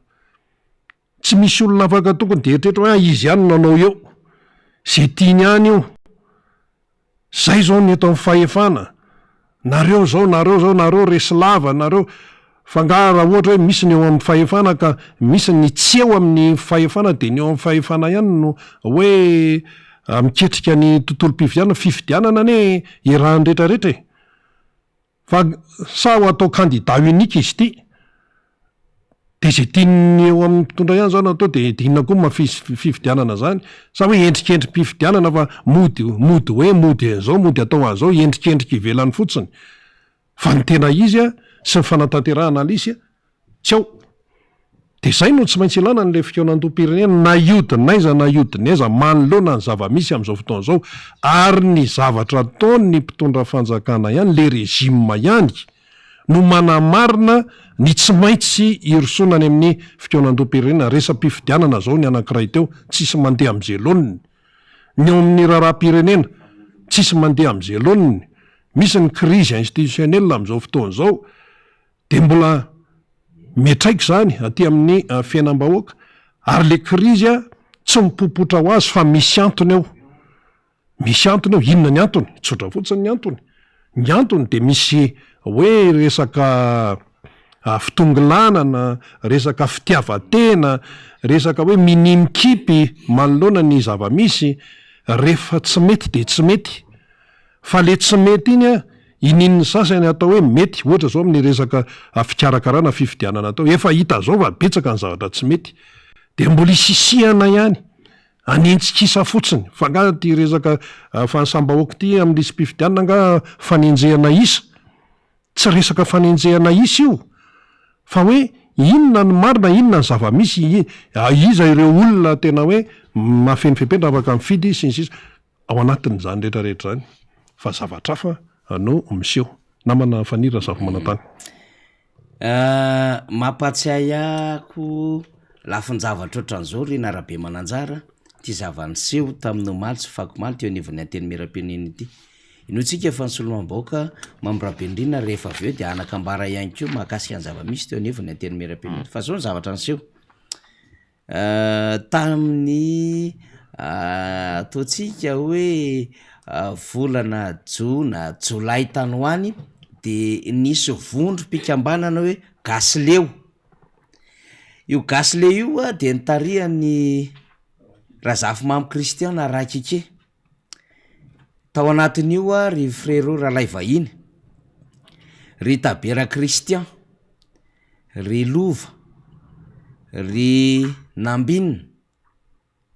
Rojo, maro samy hafa ny tao anatiny tao. De nanao fanambarana le gasileo hoe takinay fa metra-pialany ny filohan'ny repoblika, de nitakin'izy ireo ihany koa ny fametra-pialany ny teo anivon'ny gouvernemanta, indrindra ny prime ministre, fa sahirana voaka tsy mahavita ny adidiny eo anatrehan'ny fiainan'ny firenena reto olona reto. De tsy vitan'izay nanatitra taratasy teny amin'ny ACC ny gasy leo. De ny ACC aloha zany tonga de namaly avy hatrany amin'ny hoe tsy azo raisiny iny amina resaka forma zany. Ary misy ny lalàna miresaka am'zany raha miresaka fanesorana filoham-pirenena zany na tarika fanonganana filoham-pirenena. Bref, zay zany iny. Fa avy eo de nanatitra ny antota taratasy mirakitra ny zava-bolaza ny lalam-pandroenana sy ny zavatra iaina ny vahoaka malagasy isan'andro ny gasy leo amin'ny tsy filaminana, ny fahoriana, ny vidim-piainana, tsy fisinasa, ny fahasalamana tsy zarizary, tsy ampy ny fijabona, ny fanabeazana tsy mandeha amin'ny laon'ny tony, sy ny ady sy fampatokisana sy tsy fampatokisana zay mitranga eo amin'ny samy tompona ndraiky mpanjakana. De lestazy moa tsy resahantsika intsony, ny kolokolo tsy resahantsika intsony. Ny sorata ny gasy leo zany, naterina tany amin'ny androm-panjakana rehetra izany, nomena izany ny CFM, ny ACDDD, ny Assemblée nationale, hatrany amin'ny Senara nametrahana zany. Azo antoka zany fa mba nandinika an'ireny antota taratasy reny ireo androm-panjakana zay meny ny vovonana gasy leo. Fa rehefa niteny an'izany moa rakiki hoe tsy mety le zavatra iaina amin'ny firenena e, tsy zao ny zavatra tokony hitantarinareo azy, mijalo ny vahoaka azam-pitehanareo le firenena, de inona nahazo any rakiki rediredy mamindrongonina ataony tony, inona nahazo any rakiki tsy ampianga le zavatra foana, inona nahazo any rakiki zara fa misy olona mpanoa anakondeha anakorotana, inona nahazo any rakiki tsy nahazo seza tony nanoana fanjakana teo aloha fa tsy nahazo seza. Zany nahazo any razafy mamy Kristian, hatrany amin'ny Kristian tabela hoe itsolatsolana anao inona any nareo, tsy mahomba nga ny RMDM de ato no miforotra hatramin'ny frérot nahazo taimbava tany anaty Facebook ho an'reto mpanoana fitondrany reto. Fa anky vare to tsy mifanalavitra ny resahany gasy leo fitakina fametraha-pialan'ny exécutif ny zava-boalaza n'ilay taratasy miresaka ao anatiny ty motion de censure ty, satria nisy taratasy miparitaka hatramin'ny maly. Ny atao hoe motion de censure manko dia document antota taratasy voarafitra milaza ny zava-misy samy hafa iaina amin'ny firenena. De iny rehefa avy eo angatahana sony izay voatondro ny lalam-pandrenana sy ny anaran'ireo solombamboaka de apetraka hodiniana miainga avy eo anivo ny promaritra. De ndeha resahantsika gatahtsika ny namana faly ataoko lecture diagonale la izy vetivety monja alohan'ny andraisana ny député Mambrabendrina hoe ohatraohatran'izao ny zavatra voaresaka atao anatin'ilay document mandehandeha ahafahana mametraka tao anatin'ilay motion de censure. Akisankelo faly de angezangezao atoketr'zao le izy toy ny voasoratra tao anatin'izany fandikana ny lalam-pandrenana de tsy fanajana ny fisaraha-pahefana, séparation de pouvoir ny dikan'izany de hoe fitsabahana amin'ny fitantanan-draharaha anatin'ny antenimieram-pirenena, fisalvana andraikitra finiavany gouvernemanta anaramaso ny fanapahan-kevitra miainga amin'ny fahaleovantena mpitantanana sy arabola eo anivon'ny antenimieram-pirenena. Fa fovintsika no resaka séparation de pouvoir, tsy fahampiany fanaraha-maso amin'ny fahampianana ny didim-pitsarana maro izay mivoaka araka ny voalaza ao amin'ny andininy fa 520 dalana fahafito ao amin'ny lalam-pandrenana. faharoa anatin'izany any ko de hoe tsy fanatanterahana ny programa an'asa voarakitra ao anatin'ny politika akabean'ny fanjakana izay natolotra teto anivony anteny meram-pirenena 7 aogositra 7 sy 12 jona 20 de mito le izy ato am'ty hoe araky ny tatitra navoaka ny fitsarana momba ny compte cour des comptes voarakitra ao anatin'ny loi de règlement 2019 hita ao amin'ny tsy fatrarana ny salanisa amin'ny fanatanterahana ny programa an'asa sy ny tanjona napetraka satria 5 monja no tratra nandritry ny taona 7 de eo amin'ny lafin'ny fitantanana ozy izy hita fa maro ireo tsy fahatombamina eo amin'ny fitantanana ny raharaha-mpanjakana raha tsy hitanisa afa-tsy reto vitsivitsy reto de tao tanysaitsika fivoahana antsokosoko ny are-pirenena volamena vato sarobidy harenandranomasony biby azo sarobidy sisisy eo ihany ko ny firongatry ny kolikoly amin'ny sehatra rehetra fanjakan'ny gabraraka sy ny fanjakan'ny gabraraka toy ny fanjavonany volamena teo anivon'ny ministera ny arena kibony tany fitantanana tsy mazava sy tsy maripototra ireo orinasa-mpanjakana toy ny armady jirama fce fary malagasy madaray la smmc secrena sinsisa eo amin'ny lafiny tsy fandrifahalemana sy ny filaminana monongitra zay tsy izy ny tsy fandripahalemana andre vohatra sy ambany vohatra fanafiana amin'ny tapediny fiparitany fitaovam-pediny fakanankerin'ireo olona varira fiparitany zava-madoelona mahery vaika halatra tova samy hafa voamaso fitaovam-pananahana tolapaty halatromby fanolanana sy eritreritra amin'ny olona marefo tsy fanajana zololombelona mendrika famonoana mpitandro ny filaminana ankitsirano reo olona ayahina maro tsy mbola nandalo fitsarana eo am'sehitry ny toe-karena ndray fisiny ampimamba eo amin'ny fanondranana volo fanondrana toy ny lavanilona sy ny ledsi tsy fihezana ny fisondrotany vidim-piainana tsy fisina famoronana asa tsy fisiny finiavana metraka tontolo malalaka sy ara-dalàna ahafahana mandraraha sy miary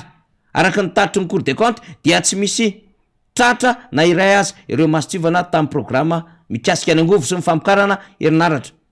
tsy fahampiana sy tsy fanarenana reo fotodrafitrasa fampandrona toy ny lalana selanina sekoly toeram-pijabona sinsisa de mitoy izy eo am'sehatry ny tontolo iainana tsy sy ny politika mazava ho fiarovana zavaboary sy ho fanarenana ny tontolo iainana amin'ny akabeany lafiny sosialy fidangana ny vidim-piainana indrindra mivokatra jirama jifaina isan'andro ppn fitarany tsy fahampitsakafo kere amin'ny falotra maro vokatry ny tsy fahombiazana ara-pitantanana tsy mandrefana vatovava fitovinany androy anosy atsimo atsinanana fiakarana tsy miato ny tahapahatrano 81% araky ny tatitra navoaka amin'ny banque mondiale Madagascar vu d'ensemble 7 octobre 2022 fahampitehan'ny kolotsaina sotoavina tsy fahatombanina ny sehetry ny fitsabony vidim-panafody fotodrafitrasa mpiasa ny fahasalamana torak' zany any ko ny fikorosorofahany fanabiazana tsy fahampian'ny fotodrafitrasa sy fitaovam-panabiazana toy zany ko ny tsy fahampian'ireo mpampianatra mpanabe vita fiofanana dia mametraka fitsipahapitokisana gouvernement tamin'ny fahafito ny volana desambre io de averenana ny voalohany mihitsy faly le page voalohany mihitsy fa misy zavatra tiako aseho eo le soratra menamena ery ambany indrindra de ataovy ngezangeza nandalo to amin'ny kabinet io AN cabinet ny assemblée nationale arrivé 7 décembre hitatsika io dika zany azotsika vakiny eto zany satria taratasy ara-dalàna io nandalo io enregistré io izy io numéro 628 à 11h assemblée nationale cabinet dikan'izay mifakaiza amin'ny zavatra andresahany député tim zany tany mijona jolay tany hoany rehefa nyteny hoe tokony isy motion de censure satria noreo antony reto pauvreté généralisée corruption grande échelle insécurité tsy fanajana lalàna sy ny sisa de raha iny ary ny fomba fahitany teo anivon'ny anteny meram-pirenena fa mova ny isy ny teny tamin'izy ireo hoe olona mamindrongony ve ny nanoratra any reto fa naninona ny nopainany zany sy nenjehana tam'zany ny rakikisy ny gasy leo fa naninona nanaovana ironia ny atokotiako Madagasikara rehefa nangataka fa tokony ametrahana motion de censure no reto antony reto tao arinan'iny azy mbola betsaka andray no zavatra anseho manamarina daholo zany fa tsy mahomby ny fitantanana eto Madagasikara. Heureusement zava-misy aloha fa eo tsika iresaka azy efa mba tonga saina kely ihany ny mpanohana ny fitondram-panjakana indrindra ny olom-boafidy sy ny olom-betendry mpitondra fanjakana ka mahatsapa ny zava-misy akehitriny. Efa eto akaiky eto ny député membre Bendrina zay hiresaka zay azo tokony ho resahana manodidina niny fitsipaham-pitokisana sy ny adety atao amin'ny antemeram-pirenena iny. Miarabanao Andriamatoa Solomahamboaka. Miaraba fanira zafimanatany miarina rabe mananjara sy tsika mpiara-miasa rehetra eto amin'ny MBS sy ny Radio Mata. Miaraba koa ny mpanaraka ny fandarana miara-manonja rehetra faly tafaresaka sy tafahoana amintsika amin'ny alalan'ny onjapeo sy ny sary amin'ity alakamisy marainy ity toy ny mahazatra. Raha ny tena izy député membre Bendrina de mbola tokony voatazona amin'ny adidy amanandraikitra ianao ny fivoriana etseroa sy ny zava-misy iainan'ny fiainan'ny firenena fa ty moa zany efa fotoam-bita de hoe zava-dehibe ny fampiresahana ny vahoaka.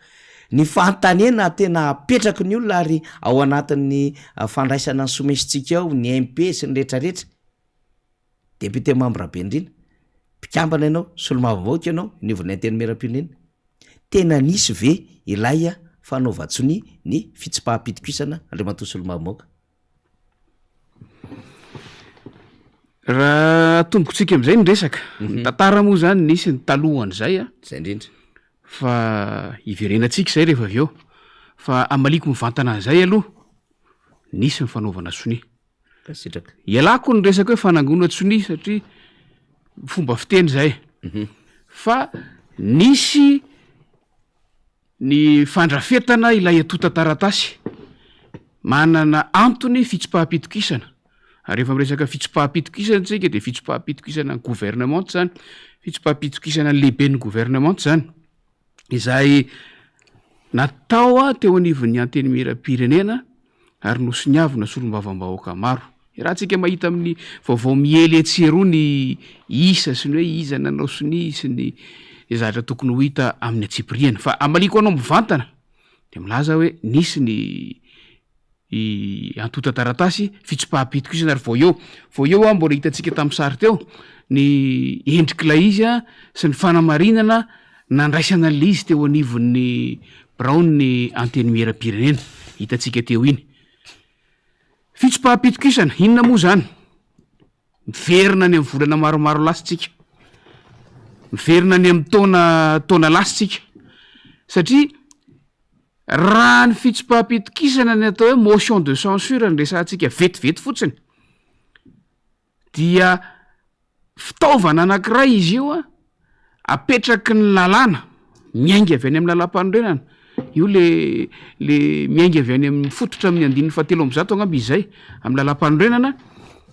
de ny fampiarana azy de hitantsika ao amin'ny 970 angamba izay amin'ny fitsipika anatiny mifeny antenimieram-pirenena, fitsipika anatiny izay efa manana endrika lalàna ary araky ny voalazako teo iny no ampiarana azy. Ny tsara ho marina aloha satria nisy mivoy be zay maly no hoe avy amin'ny mpanohitra io fitsipaham-pitokisana amin'izao fotoana izao io de mila anterina sy mila marina fa tsy mipanohitra ihany no mahazo alalana ampiasa ny fitsipaham-pitokisana fa ny solombavam-bahoaka rehetra mba tsy tenenako hoe ilay androm-panjakana ray manontolo zany hoe misy mipitsopitsony tsy maintsy arahana ao anatin'le izy fa ny mpanohitra ny vondrona parlementaire tiako Madagasikara efa herintaona zao ny efa niantso an'io tam'izany nefa hoe afaneniny zahay manasa tanany zahay fa tsy tsisy alanenina azo atao itsony ny amin'ity ekipa mitantana ny firenena ity gouvernement ny resahany eto fa dikan'izay miantso fitsipaham-pitokisana izahay. Averiko ny fitsipaham-pitokisana de fitaovana anankiray apetraky ny lalam-panorenana sy ny lalàna hampiasaina eny anivon'ny antenimieram-pirenena ataotsika vatana be handravana gouvernemanta amin'ny alalan'ny fanesorana lehibe ny gouvernemanta zany hoe fanehoana fa tsy matoky intsony ny lehibe ny gouvernemanta sy ny gouvernemanta zay tarihiny ireo solombavam-bahoaka izay manao soniany io zavatra io ka raha ny anto zay tam'izany fotoana zany nisy antony 7 zay indrindra no nolazainay tao anatin'ny ilay atotan-taratasy na ilay document mitondra lohateny hoe fitsopaha-pitokisana na motion de censure antony 7 izay tam'izany fotoana zany everinay fa efa lehibe na ahafahana manao an'io fitsopaha-pitokisana io mety hoe feno mpanohitra no eno tam'izany satria zay de mpanohitra vondrona parlementaire anay na de tsy misy ara ny rafitra fanoherana araka nyvoalazany lalàna sy amin'ny fomba ofisialy satria tsy mbola mametraka ny fomba fampiarana n'le lalàna misy ny fanjakana am'izao fotoana zao tsy misy eo anivon'ny anteny miaram-pirenena ny rafitra ofisialy mahakasika fanoherana dia na tsy misy azy zay a dia ny antoko tiako Madagasikara zay niavin'ny vondrona parlementaire tiako Madagasikara de mpanohitra ary feon'ny mpanohitra no eno tam'izany fotoana zany la zay raha nahatsiaro sika teto hoe fomba fijerin'ny solombavam-bahoaka timma ny resahana de ny tany saina ireo fehi-kevitra misy teboka 7 reo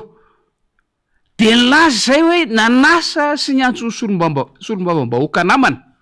izay mitovy fijery aminay ndaotsika iaraka anao anty fitsopaha-pitokisany ty de hoy izahay tam'izany hoe raha mahazo namana izahay dia faly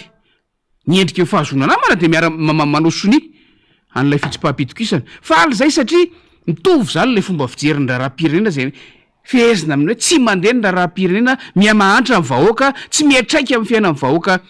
amin'ny andavanandro ny asan'ny fitondram-panjakana fa raha tsy mahazo namana izahay raha tsisy manaraka izay manao soni de zay zany ny hevitry ny solombavam-bahoaka hafa hoe mandeha ny raharam-pirenena manan-karena ny vahoaka misy fiatraikany tsara mitoekarena sy any amin'ny sosialim-bahoaka ny asan'ny fitondram-panjakana ary tsisy kianina ny raharaha ny fitantanany fitondram-panjakana ny zava-nisy moa de zao fatatsika fa ny fepetra voalohany anisan'ny takina de ny fahafenony isan'ny soni ao anatin'ilay atotan-taratasy voalaza fa atsasa manila ny solombavam-bahoaka 150 no tokony hanao soni farafahakeliny hanao soni an'io atotan-taratasy io zay vao azo raisina eny anivon'ny Brown anteny miaram-pirenena io atotan-taratasy io tsy fenonay ny isa zay ny takina nijanona tany anatin'ny tahirinay ny atotan-taratasy sy ny hevitray a fa de tsy nitovy zany ny fomba fijery io avoaka ny faly amin'ny écran io moa ny rakitry ny soratra tahirin'lay teboka anaky 7 ataovingezangeza reo teboka 7 a voalohany tsy mitsahatra amin'ny totonga na fari-piana amin'ny malagasy mialalina ny fahatrana menjady manampitrotraka ny tsy fahaizay amin'ny tantany amin'ny fitondrana amin'ny firenena fanodikodinam-bola kolikoly avolenta tsy misy fandraisana fepetra matotra fanaovana tantely afa-drakotra ny arem-pirenena lasa asan-davanandro nireo tabajotra samihafa fahatelo reo fomba fanao miendrika fanjana-tsaina amin'ny fampanantenana pokaty tsy tanteraka fa efatra tsy fanajana sy fanitsakitsahana ny lalàna manan-kery ataon'ny mpitondra zay mbola tohizana foana na efa anaovana antsoavo aza mampandringa ny rafi-panjakana tokony ho efa tafapetraka ka mampirongatra ny kolotsaina tsy maty manota fa 5 efa tsinjokoa fikasana tsy anatanteraka ny fanavozana ifotony lisy-pifidianana fa 9 tranga-pitondranteny isan-karazany tsy mitsahamseho eo amin'ireo mpitondra ny tsy fahamatorana sehon'izy ireo ka misy fiatraikany tokony ifantoka amin'ny asa nefa lasa very fotoana ary faha-7 sesilany tsy ifandrim-pahalemana sady tsy voafehy mpitondra ireo lay teboka anaky 7 ny fitoran'ny ilay motion de censure izay niantsonay namana nanasana ny solombavam-bahoaka namana tany amin'ny volana maromaro lasa ny datiny atotan-taratasy de faharoa volana marsa tamin'ity taona 2024 ity raha efa taloha lavitra an'izany no nanompoka ny antso solombavam-bahoaka timma rehetra zany de nanao soniana iny de rehefa tsy feno ara le fepetra de tsy napetraka le izy mazava ho azy fa de fehezina am'le resaka hoe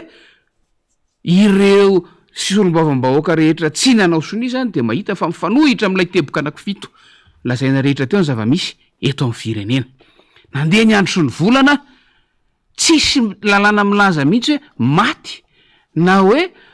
lany andro iny antota taratasy iny fa mijanona miandro mpanao sonia ao iny a na roviana hofena fatatsika nefa fa tam'ity herinandro ty tamin'ny fiandohan'ity herinandro ty dia nisy mifota amin'ny toromasony nisy solombavambahoaka maro ary fatatsika fa maro anisa tanteraka ny nanao sonia motion de censure ataoko hoe vaovao satria lay document de tsy le anay no napoitra tsy le anay no nampiasaina fa nisy rédaction vaovao nisy fanoratana tota taratasy vaovao a izay manana an'ilay endrika fitsipaham-pitokisana ny gouvernemanta ary io no nasaina nataony zay solombavambahoaka mizara n'ilay hevitra zany hoe manaiky an'ilay hevitra ao anatin'ilay antota taratasy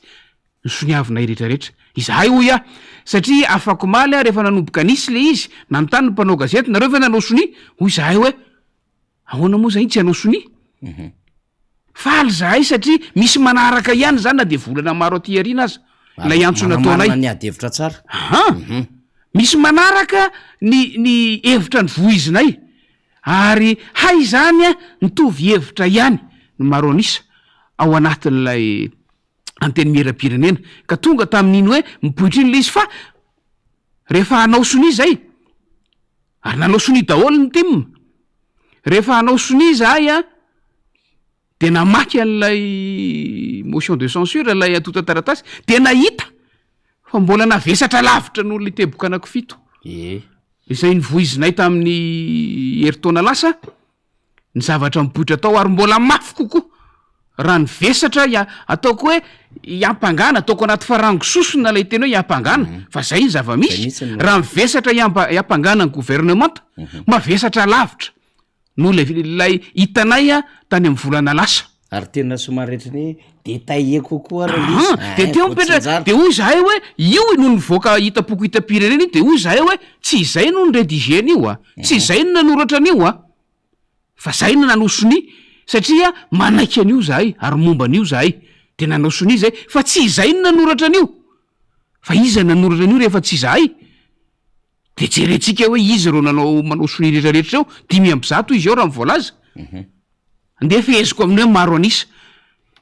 vondrona maro anisa hafa vao miforona tato anatin'ny roa andro reo no nanao sonian'io ary ny maro anisa am'ireo de tsy mpanohitra kanefa langage eo zavatra voasoratra eo mavesatra lavitra noho ny resampanohitra kanefa tena milaza ny zava-misy marina eto amin'ny firenena am'izao fotoana zao satria misy zavatra nitranga tao anelanelan'ny ny zavatra nitranga tao anelanelan'izay vanim-potoana izay a zay voalaza ao koa ary misaotra n'ireo solombavambahoaka namana izay nanao nampanaraka ny toetrandro zany raha zay ngamba no iteny ilazantsika azy nampanaraka ny toetrandro a ny zavatra nresahanay fa miakamarony zavatra nresahanay tany amin'le motion de censure no maninay taloha de voalaza ao daholo nanao sonia zahay ary mbola maro dia maro ireo soniana solombavambahoaka zay hitatsika ao anatin'le izy inona ny zavatra mitranga am'izao fotoana zao faniry zay indrindra mako manitikitika an'sain'ny mpanara vaovao député zavatra mitranga rehefa navoaka le fitsipaham-pitokisana de nisy nitsipaka indray nitsipahany sasany indray le fitsipaham-pitokisana mazava ho azy fa matoa 500 no nanao sonia mbola misy 700 mahery zany ny azoazo tany ny antony samihafa misy tsy eto atoerana tsy eto Tananarivo zany tiako tenena naiza misy azy satria rehefa weekend moa solombavambahoaka indraindray a mody any amin'ny circonscription zay afaka mody a de miakatra rehefa misy mbola tsy tafakatra tamin'ny fotoana nanaovana sonia misy ny miazoazo araky ny resahantsika satria mbola mandeha ny fifandresen-dahatra misy ny tsy resy lahatra am'le izy mihitsy misy zany de ireny a no hitatsika nanao sonia fa rehefa mipoitra le izy alina ihany voaka tamin'ny pejin'ny anteny miera-pirenena samy nahitatsika fa minitra vitsy ihany de nanjavona le izy tao pejin'ny anteny miera-pirenena fa rehefa mivoaka ao de hoy isika hoe ofisialy zay nanandalo aza satria ny mpitatana n'io pejin'ny anteny miera-pirenena io de maty anina ary nahazo alalana tsy misy ninina mahazo mivoaka ao anatin'io raha tsy nahazo alalana avy amin'ny anteny miera-pirenena satria ny anaran'ny androm-panjakana no voatonontonona ao anatin'le izy nandalo tao le izy a nanjavona rehefa avy tsika rehetra moa fa samy nahita sy nahazo an'le izy daholo mifotsika maraina de mipoitra n'lay fitsipahana an'lay fitsipaham-pitokisana avy amina endrika maro isan-karazany dia milaza misy fanambarana isan-karazany tao fa noresahako voalohany ohatra hoe nisy olona enina angamby izy teo sony enina avy amina alina aloha de efa nisy an'le fanambaranany avy amin'ny faritany Toliara solombavam-bahoaka avy amin'ny faritan'ny Toliary zay misy anisany nanao soni efatra mby folo am'ireo nanao soni nanisa alina hita mihitsy hita am'le sary zareo nanisa alina am'le nanao fanambarana de ny fotsika maraina nisy taratasy mivoaka hoe fanambarana avy amin'ny bromaritra anisany voatsikera tao ny fomba fiasa zay moa le ataontsika hoe forme endrika ivelany izay nezahana ny tadiavina ahafahana mitsipaka n'lay fitsipaham-pitokisana lazaina fa tsy recevable tsy azo ndraisina le izy kanefa hitantsika tao mipirosofo fa efa voaray le izy tsy mety resaky tsika fa ny rehefa avy eo amina teboka maromaro fa ny tiako iaviana de ny hoe mba mpikambana amin'ny bromaritra ny anteny miera-pirenena ihany fa omaly tontolo hatramin'ny ora itenenantsika izao tsy nisy ny fiantsoana fivorian'ny bromaritra mba tsy tenenako hoe tsy nisy ny fivorian'ny bromaritra raha iteny mantsy hoe tsy nisy ny fivorian'ny bromaritra de mety hoe izany natsona fa zany tsy nahafantatra na tsy tonga fa gaga nahita le izy amin'ny anaran'ny bromaritra le fanambarana le fasikeo le falazavady ito izy io mipejy voalohany io akisankely ampivoany fa le io mipejy voalohany am'le izy izay ao anatin'io de milaza hoe misy miteny hoe ny filohan'ny anteny miera-pirenena no afaka miantso ny diniky filoha le atao hoe conférence des présidents io ambany io farany de ny filohan'ny anteny miera-pirenena mana fahefana hampiantso ny fivorian'ny conférence des présidents kanefa tsy nanao izany izy za aloha nahazo fiantsoana fivorian'ny conférence des présidents tokony andeha zao am' raiky amby folo zao ary tamin'ny fomba mahazatra sy efa niainany anteny miera-pirenena nahazoko ny fiantsoana ny fivorian'ny conférence des présidents io fa tsy nahazo kosa fiantsoana fivorian'ny bromaritra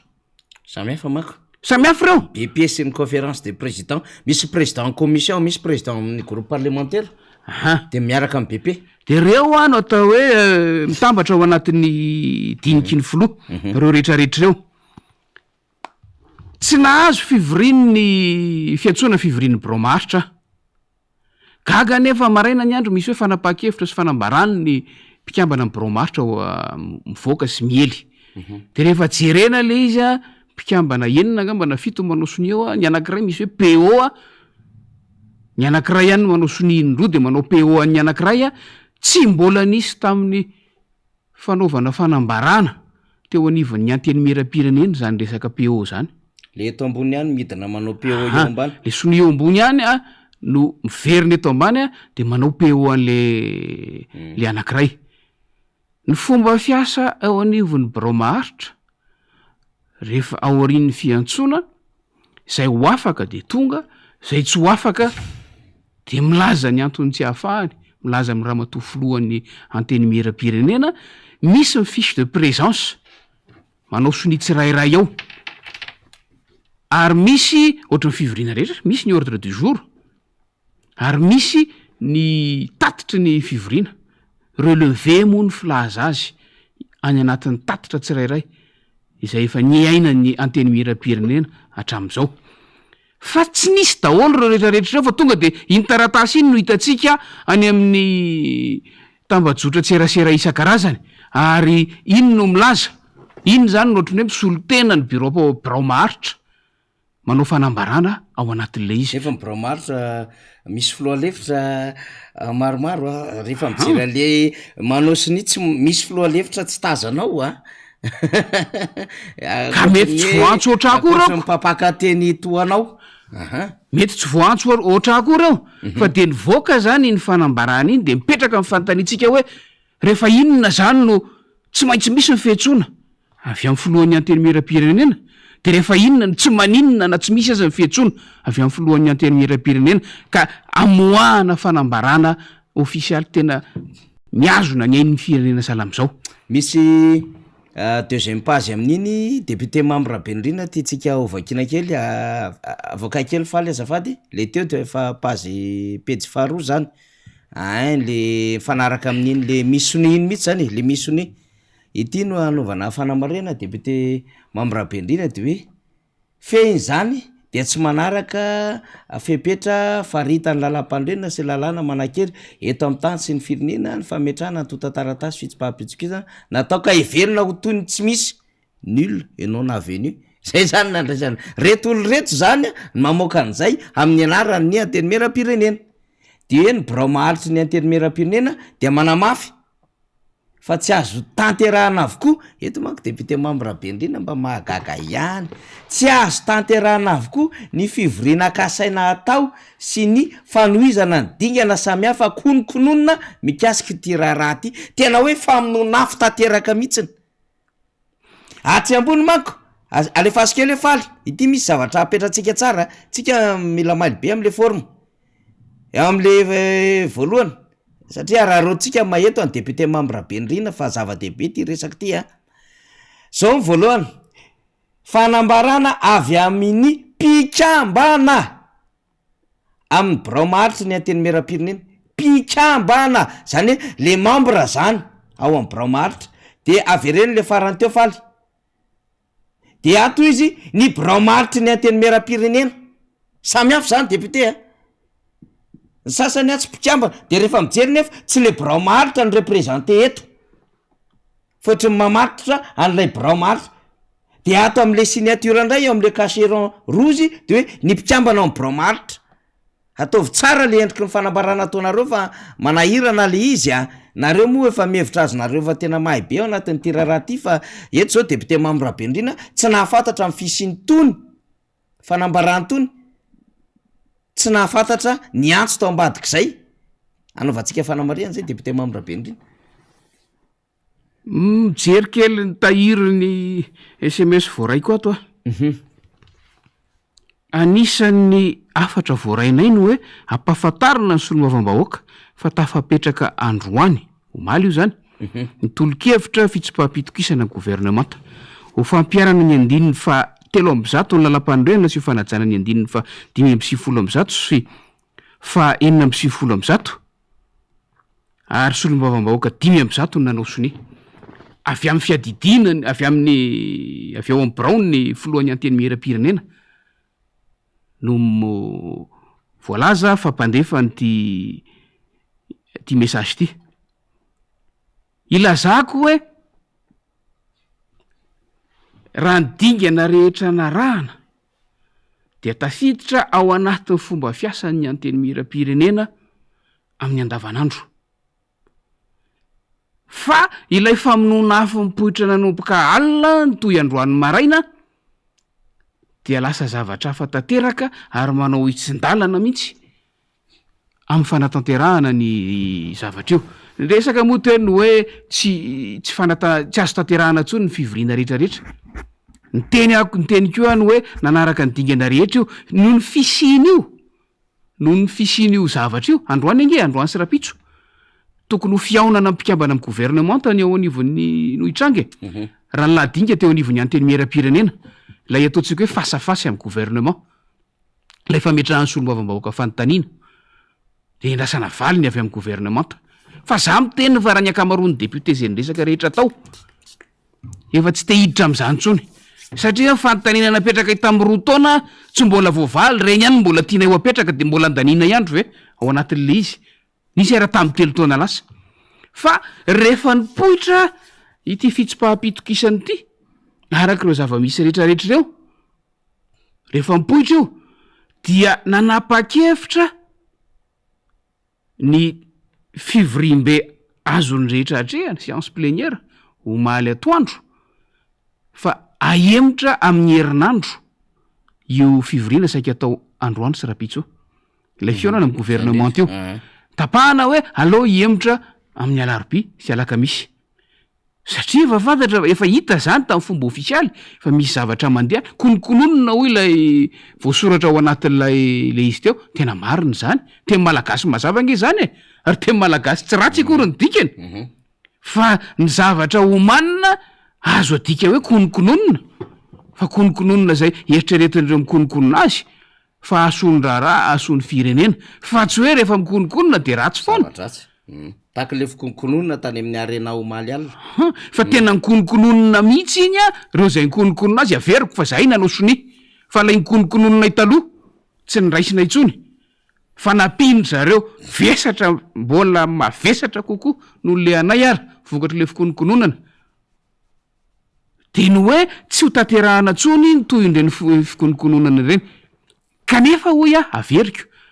fa mba ahafahana nanaja ny zava-misy sy fomba fiasa sy fitsipika anatin'ny sy ny lojika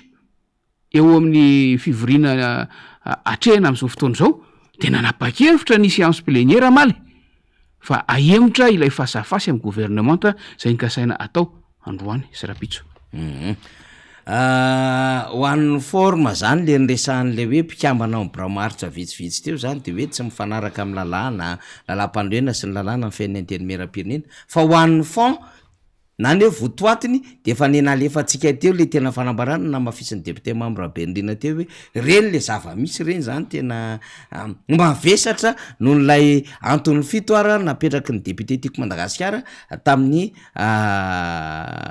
titonty fiandohan'ny taona tanoany zany le resaka motion de censure zany hitatsika eo daholo nefa rany zany rehetrarehetra zany fa teverina maraparina zay adevitra député membre Bendrina mahita zany am'le zava-misy voaentsika mafy moa zany filohan'ny interne-meram-pirenena de rehefa voaentsika mafy izy hatramin'ny maly ny gazety piseho isan'andro amin'ny fitondrana ty manko zany zao de hoe mpitondra manentsika mpitondra izy menakavy eo mifanohatra mifaminganao a mifanompo ao a mifanenjanao zany nge izy menakavy ary mifandrabiraby eny amin'ny tambajotra sosialy fa tsy haina fenina tsony vao enjika mafy ny filohan'ny interne-meram-pirenena vao hoe misy an'ity motion de censure ty de hoe manao trahison mamadika ny filoam-pirenena ny filohan'ny interne-meram-pirenena ary misy mihitsy aza ny sasany de manindro nantsy atya amin'ny lamosy ny filoam-pirenena de hatram'izao misy publication zay alefan'ireo mpiaradia amin'ny fitondram-panjakana tony zany zao de hoe trahison au sommet de l'état ao amin'ny tapony ao de ny sarin'ny présidente Christine Razanamahasoa napetraka ao de ny sasandray moa zany de couteau izy dans le dos de Rajoelina de Christine Razanamahasoa no enjehana ambadika an'izay de mbola misy manenjika eny any mpanohana satria zao le mpikambana amin'ny gouvernement zany somary nangingina indray satria nitsefitra lizy de miazakazaka indray reto mambrana cabinet na ministère vitsivitsy reto le fantatra fa pisolelaka le fantatra zany fa olo le mpiazakazaka makany de hoe grave le trahison de adiko trahison le izy de aseho le sary le filohan'ny interne-meram-pirenena isa amin'izy ihany io député membre Bendrina fa tsy hoe tsisy idiran'ny antoko ty manasala am'zany a de mikopakafo indray aloha de faly aloha zany le membre ny kabinetra satria mitoy ihany le asan'le ministra de mitomboka ihany ny fandehan-javatra am'ty taony ty sy any am'izay any esorana sy hialany reo mpikambana ny gouvernement fa na izany naty zany ny sary miseho ianareo samy ianareo ihany reo mifanandratra reo mifamely reo mifanopa reo a mifanala baraky masom-bahoaka reo fa ny sary ara-politika ateraky zany député membre Bendrina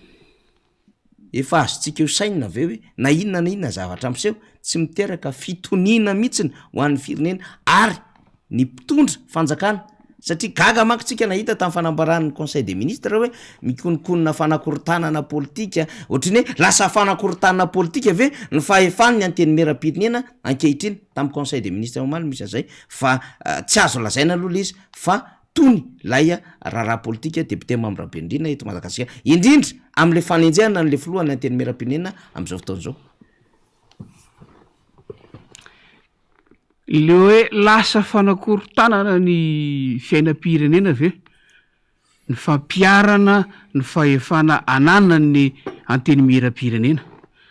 reo fahefanareo averitsika ndresaka teo nyainga avy amin'ny constitution lalam-panorenana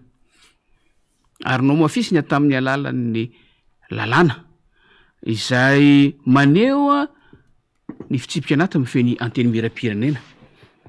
lalam-panorenana io iza ny nanoratra an'io ary zareo tamin'ny 2010 zay indrindra lalam-panorenana io tsy hoe lalam-panorenana nolovainy ty fanjakany ty avy tamin'ny mpanohitra na tamin'ny mpanohitra azy tamin'izany fotoana zany na hoe lalam-panorenana efa teo atry ny ela fa io lalam-panorenana io napetraka ry zareo ho fanomanany ny fitantanan'ny firenena arak'izay ny ilany azy zay le fomba fiteny hoe tailler sur mesure arak'izay ny ilany azy ny nanomanany azy folo taona mahery aty arina maromaro tamin'ny voalazan'io lalam-panorenana io no tsy mety am'zareo ary rehefa tsy mety aminy tonga de tsy ampiaro am fotsiny zao zany na tonga reo le voalaza na tamin'le motion de censure nataon'ny tim tamin'ny fiandohan'ny taona na motion de censure mandeha am'izao fotoana zao io milaza fa misy fa nitsakitsahana lalam-panorenana sy ny lalàna hafa rehetra ataonyty fitondram-panjakany ty de eo zany verina foana zay adihevitra zay mipetraka foana zay fanontaniana zay hoe rehefa ho aniza ary de natao hajaina ny lalàna misy fa rehefa ho tombontsoa aniza de tsy maninona na tsy hajaina ary io ary misy lay kolotsainy tsy maty manota ao anatin'le izy averiko fa ity fitondram-panjakany ty ihany tamin'ny andro ny tetezamita zay nanomanany zareo ny tantanan'ny firenena no nametraka n'izao fitsipika sy rafim-panjakana zay matotsy ampiariny de hitany fa tsy mety amindray na hoe hitany fa tsy mety rafim-panjakana tsy io ihany akory ny karazany fa nanana safidy izy nalalaka be tamin'izany nanao zay tiany fa rehefa tonga le fotoana ohatry ny atahorany ray le izy satria mifototra any amin'ny zavatra mitranga rehetrarehetra fa nizy de rehefa tena miatra le izy zany motion de censure zany ndresahantsika teo fa tsy vo zao zany ndresahana fa rehefa tena miatra le izy ary ny tena tsy napoiziny zareo zany tamin'ny fotoana efa manao fandalina antsika io tsy napoiziny zareo tamin'ny fotoana nanoratany an'io lalam-panorenana io hoe possible nge zany zavatra zany raha iandroany hoe na de maro manana maro anisa azy ianao ao anatin'ny fitondram-panjakana de mety iodina aminao io lalàna napetrako sy rafitra napetrako io averiko foana fa ao anatin'ny assemblée nationale de taremarika sy isa maro anisa sy tsy maro anisa tsy te hitena hoe vitso anisa fa na teny ateo hoe le maro anisa nge zao fa efa miove misy endrika maro anisa vaovao ao misy nouvelle majorité nouvelle forme de majorité mipoitra ao amin'io assemblée nationale io nanomboka afakomaly fa anjarantsika mamaritra hoe makaiza ireo maro anisy ireo ary iza no afaka iantehitra am'ireo ny antenaitsika de mba azony vahoaka ianterana am'izay io maro anisa mipoitra vaovao anatin'ny anteny miram-pirenena io de hoy ateo hoe ny tsy napoizany zareo hoe mety za tsy te hitena le hoe mitsimbadika satria mbola tsy tena raisina hoe azo tsy voatery ho raisina hoe fivadiana nge io le hoe haute trahison izy izy teo manao ny asany solombavam-bahoaka asany solombavam-bahoaka zany nampanohitra io nampanohana fitondrana io rehefa tena mijery ny fiainam-bahoaka izy de manao ny asany ary ny fanakanana tsy natao avy amin'ny mpanohitra ihany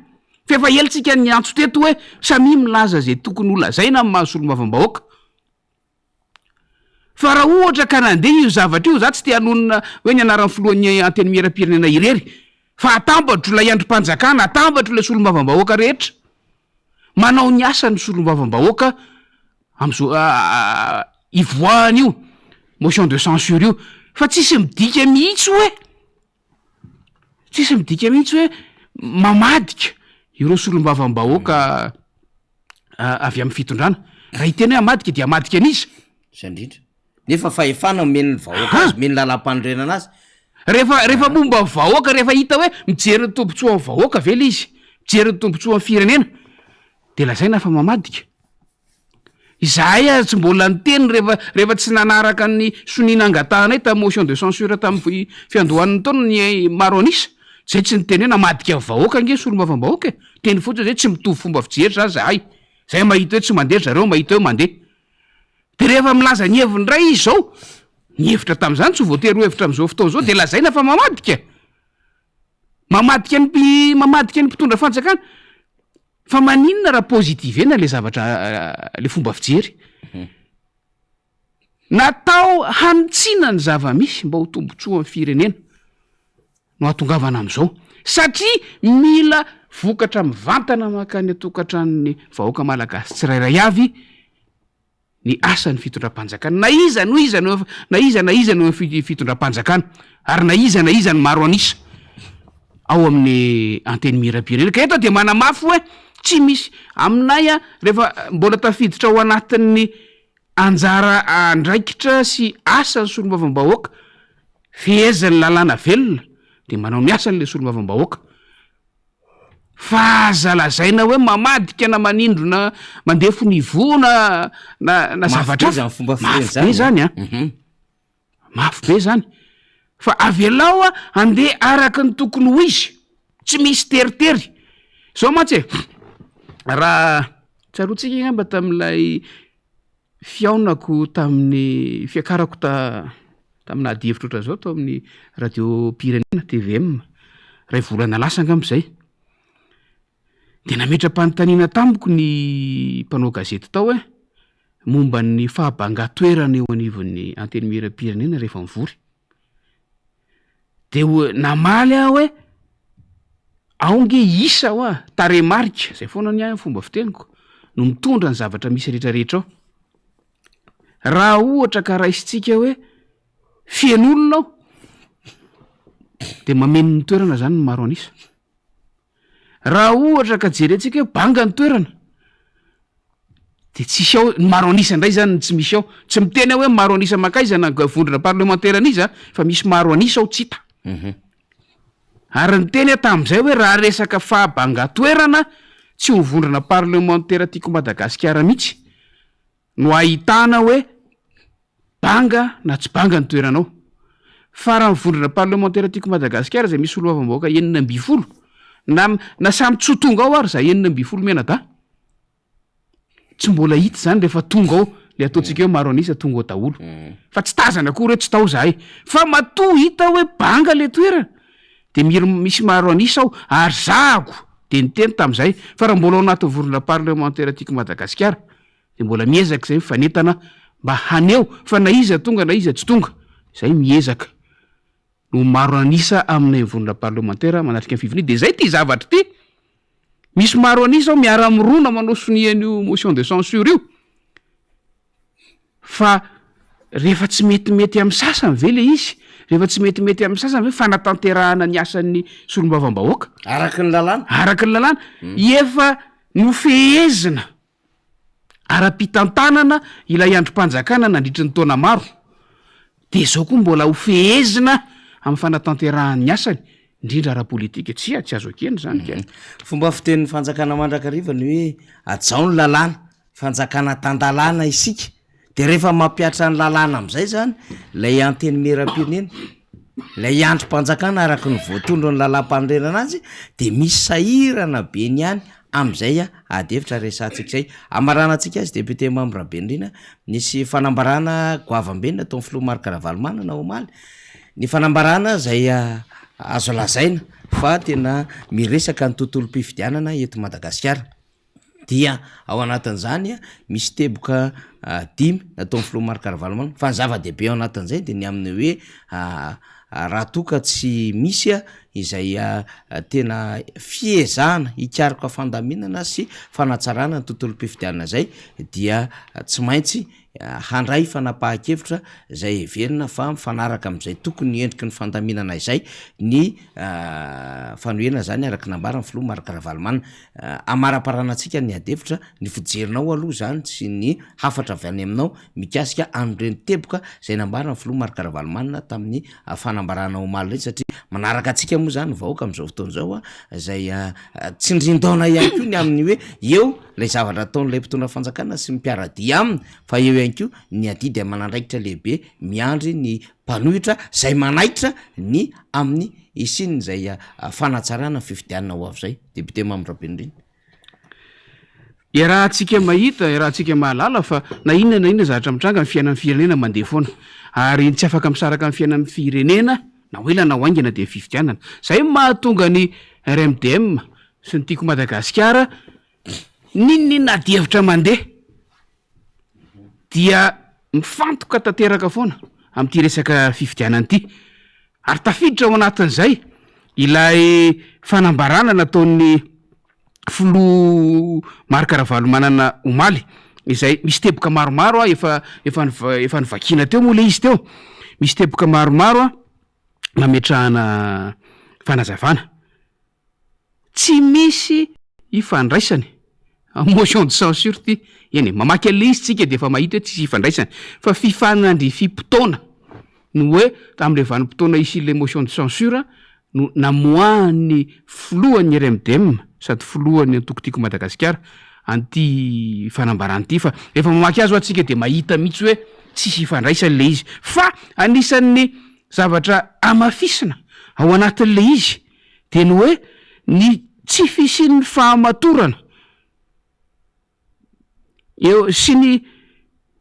fikasana analava amin'ny fotoana anavaozana manontolo ny lisitry mifidy zany hoe ilay olana ateraka ilay fanavaozana ny lisitry mpifidy ilay refonte totale ny lisitry ny mpifidy misy sosikevitra ao anatin'le izy de misy fanamariana mametraka sosikevitra foana sy mametraka vahaolana ny antoko rehefa manao anty zavatra ity fa anisan'ny teboka lehibe de lehibe ohatra de le hoe ajanony tsy misy atakandro ny jugement fanaovana jugement supplétif sy fanaovana karapanondrom-pirenena faobe satria mety hiteraka osoka sy tsy fifampatokisana teto ndray andro zay de efa niteny lasa fanenjehana isana mpifidy fotsiny ilay fanaovana le jugement supplétif ny tena dikan'ny jugement supplétif agny eo ahy de natao hanomezana kopina aterahana ho an'ireo olona tsy manana izany ho an'ireo olona tsy nahavita zany ny raha aman-drenina zay tokony ianao fanambarana tao anatin'le fepotona voalazan'ny lalàna de le 12 andro ao arinina aterahana fa ny mahamaika an'ity fanaovana jugement supplétif ty de ny anenjika an'ireo mpifidy zay fa feno taona fotsiny ihany fa raha izany no izy aminay io fanenjehana an'le isa ho 10 hetsy sy 3 tapitrisa le amboniny le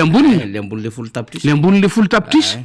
zay foana no nirairaina teto hoe anenjika an'io ny tanjona rehefa anavao lisitry mpifidy de ny hampidirana zay tokony ho tafiditra ao anaty lisitra azona antoka fa tafiditra zay tokony ho ifidy ary tsy ao tsony zay tsy tokony ho ao fa tsy hoe hanao jugement supplétif andeha anenjika opération kopina aterahana avy eo nefa tsy ilay olom-pirenena malagasy rehetra mila n'le jugement supplétif na hiditra hianatra range de efa mila an'io fanire any aminay any ambanivohatra any isaky ny fidiran'ny mpianatra de miteraka olana io eo amin'ny fahadimy fa enitaona ny zaza eo zany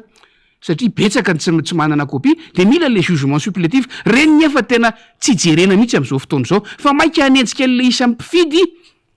10 tapitrisa 10 hetsy sy 3 tapitrisa zay mety hiteraka osoka sy fifampatokisana de maro ny pirofo sy fijoroana vavolombelona zay mitranga fa amaky mesazy anankiray voaraiko vo eto presahana eto faniry mbola tsy hosokafako akory fa mbola le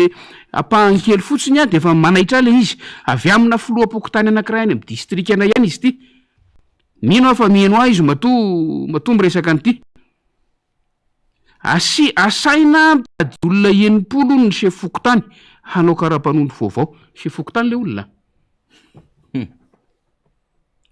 zay isa-pokotany zany zay anjarantsika mieritreritra zao vao nanokatra le message voaraiko satria tsy tratra manko le mbola voadimy tapitrisa ny vita ary voafaritra hoe hatramin'ny faharaiky amin'ny 30 volana desambra tokony ikatona aloha io de nefa le izy zany tsy ho tratra mihitsiny zany izy député membre Rabendrina mety olay isa teo aloha sevy tapitrisa raha mety ahina ny atratrarany mampatahotra ao anatin'le fanavozana tanteraka de mana-pirofo le niteneniko teo zany hoe taremarika sy isa no mahamaika mbola tsy miresaka ny isa hoe mifidy anizy sy fidy anizy io fa isa fotsiny aloha zay mahamaika teboka faharoa momba ny tetiandrom-pifidianana sy ny tetibola anisan'ny nampivanaka atsika teto le fanambaran'ny seni hoe tsy hanao fifidianana satria tsy ampy ny vola hoentina manao an'le izy mahagaga mihitsiny iny so de ivera zareo fa zazakely hoe raharahanakisy ary ty resaka fifidianana ty eka hoe resaka tsy tokony ho resahana mihitsy zany rehefa tsy mahay ny asanareo anareo de aza manao fotsiny zao tsy tokony nandray an'le andraikitra fa resaka tsy tokony hipetraka zany fa tsy zany no atao antony tsy hanaovana fifidianana tompoko fa raha ny tokony ho izy ara tokony voaka talohany nanaovana tetibola ny tetiandrom-pifidianana fa raha ny vory zay androany maraina ny resaka an'io za moa nanao sangisangy zaritena ny tao amin'ny fivoriana hoe tety taona ty no mivoaka hoe taona 13 de isy fifidianana fa voalohany tsy fantatra hoe inona le fifidianana faharoa tsy fantatra hoe rovinindreo na de fantatsika aza fa tokony be ny tanàna sy ny mpanolontsaina ny tanàna rehetra ary ny filoha-pirenena lany mandada olo amin'io taona 13 satria zao ny tety andro nanaovana fanadinana ny député membre Rabendrina amin'ny taona ho avy de efa mivoaka zao ho an'ny fanadina-mpanjakana zany ary haitsika no mitsinjo an'izany maika moa fa fifidianana zay akina ny am-pirenena amin'ny fitantanana ny firenena tsisy hatram'izao efa latsaky ny heritaonitsika zao alohan'ny tokony anaovana le fifidianana saraiky 10 volana zany hoe raha raisina tokony efa 6 volana alohan'ny fametrahana candidature raha raisina amin'ny pratika amin'ny akapobeny fotsiny fa tsy mbola fantatra hoe rovina marina le fifidianana anaotsika sa tsy anao ohatran'ny hafahafa be ny any fa ilay tety andro le calendrier électoral aloha no tokony efa mipetraka efa ela ahafahan'lay seni manao budget ilaina fa ahoana moa ny tenenan'le seni hoe tsy ampy vola omena azy kanefa tsy voapirofony akory hoe firy moa zany ny tena vola ilaina satria tsy fantany akory hoe inona ny rovina ny fifidianana rovina avy ny fifidianana ho tanterana de inona avy ny karazam-pifidianana atao fa raha fantany tokony efa navoakany efa ela ary zany anisany mialatsiny fa ararotiko ny zavatra mandeha fa anisany zany o anisany mpivoy an'lay fitakina ny mpitarika an'lay komity mitaky ilay fikonan-doam-pirenena hanavaozana ny lalàna fifidianana fa anisany ilana fanavaozana eo am'se fiainan'ny firenena indrindra raha politika sy ara-pifidianana ny fametrahana any anaty lalàna mihitsy ny daty hamoahana ny daty-pifidianana zany hoe tokony ho fantatra hoe roa taona mialohan'ny heritaona mialohan'ny fifidianana ve fa raha fahaelany sa hoe roa taona sa 3 taona sa hoa efa fantatra miloha ohatrany ny fifidianana amerikanina sy any amin'ny firenena lehibe hafa de efa fantatra hoe isaky ny zao efa tsy miovy ny daty iny isaky ny fahataperan'ny mandat de tsy maintsy misy fifidianana io fa zany lalàna ny tokony ametraka azy ary manapirofo zany fa mandraky ty ny androany mbola mandringa ny lalàna satria nisy finiavana tsy ametraka an'izay zavatra zay tao ary mahatonga anay mbola miantso hoe tena ilaina fametrahana an'io fanaovana an'io fikonan-doha amin'ny ametrahana ny ino ty izy ny lalàna mahakasika ny fifidianana io fa eto zay de miantso hoe avoay ny calendrier ny tety andro ny fifidianana ho amin'ny taona 13 sy ny manaraka fa rehefa tsy amoaka an'iny reo ndao anao fikeonan-doha irahana mamoaka azy a sy mametraka ny lalàna mahakasika an'izany maromaro reo teboka reo fanira zavy manantany fa reo aloha no anisan'ny tena ngeza ary tsy azo adonoina tsy azo atao tsinotsinona ary anamafisa atsika fa na inona zavatra mitranga eto amin'ny firenena na inona mitranga any amin'ny anteny meran-doolona na inona mitranga amin'ny anteny meram-pirenena na inona mitranga any amin'ny toko politika samafiana fifidianana tsy maintsy isy na oelana oaingana ary mba ahafahantsika manana fifidianana tena madio seken'ny rehetra de mila irahana manomana io zavatra eo marana asika député Mambrabe indrindra tsara ny tondranao afatra ho an'ny avoaka malagasy zany a mahakasika indrindra zay fifidianan'izay sy ny tokony atao eto anao zao de mahazo afatra avy any amin'ny district Anambohidratrimo a sy ny rehetrarehetra any a misy foana mipaipaiky ady samihafa tsara angambazay no hamarana anazy am'ty fandarina androany alakamisy fa 7 volana desambra ity ny afatra moa zany de ataontsika hoe efa voizina foana efa averina foana satria te hanana ny tsara tsika mila manaraka kaika an'io fanatanterahana amin'ny fanavaozana ny lisitry ny mpifidy io sika ary isorana ny anareo santionany fotsiny moa le mivakiko teo fa misy maromaro a isan'andro a milaza mitatitra ny zavatra misy any amin'ny fokotany tsirairay avy any tena mbola manentana zay alefaso daholo ny vaovao alefaso ny pirofo alefaso ny zavatra misy mba ahafahantsika miady manapirofo fa tsy mety ity fanomanana ny fifidianana ity mba tsy tenenako hoe tsy misy fanomanana le fifidianana mihitsy fa eritreretina hoe andeha am'izay itiavan'ny fitondram-panjakana azy fotsiny ty zavatra ity de mino somanateny sika fa rehefa tratratsika zay tanjon'izay a de mba afaka manome ino moa zany antoka ho ana fifidianana madio tsika rehefa aveo kanefa tsy isy ho azy zany raha tsy misy ny fikeonandolo ahafahana miara-mandinika n'io lalàna mahafehy fifidianana io de makasitraka ny député Mambrabe indrindra sika menakavy a 13 andro sisa de farana ny taona 13 de anitraka ny 13 ny zava-dehibe ho atsika dia ny fanoratantsika ny anarana ao anatin'izay lisitry mifidy zay aza mipetrapetraka tsika fa mifampiresaha efa ao ve ny anaran'ny piray vodirindrina amintsika satria anisan'ny fitaovana lehibe ho ampiasaitsika izany lisitry mifidy zany na inona ho antony araka nambarany député Mambrabe indrindra tsy maintsy efaran'ny fifidianana ny zava-misy reto eto amin'ny firenena ka tsy mahazo mandromandry manandraraha tsika mba ho tafiditra ao anatin'ny vovony sasany hoe tsy afaka isaina n'zany lisitry mifidy zany na hoe azo ahodikodina na azo dinganina ny anarantsika everina fa olo-pirenena mijorotsika fa tsy toy izany am'ty 9 ny volana desambra ity sika zany de samy mandray zay satria efa foy de fo le fotoana de mila miazakazaka ny isa-tokantrano zay no mamarana fandarina esorina ny mpikambana rehetra zay nanafitra ity miara-manonja ity zany ny solombam-bahoaka ny mpanentana ny vahiny avanalalava Jean Raymond ny any amin'ny radio Mada isika MBS ny faritra rehetra sy izay mbola andefa izany amin'ny famerenana ny any ampitan-dranomasina maro be zay manaraka amin'izao fandarana zao hita daholo ny avatra avy amintsika ao anatin'ny pejy ny miara-manonja MBS zay anaovana fisaorana bevata isan'andro dia mamerina fisaorana ho any raha pitsondray to plasy tompoko avy veloma tompoko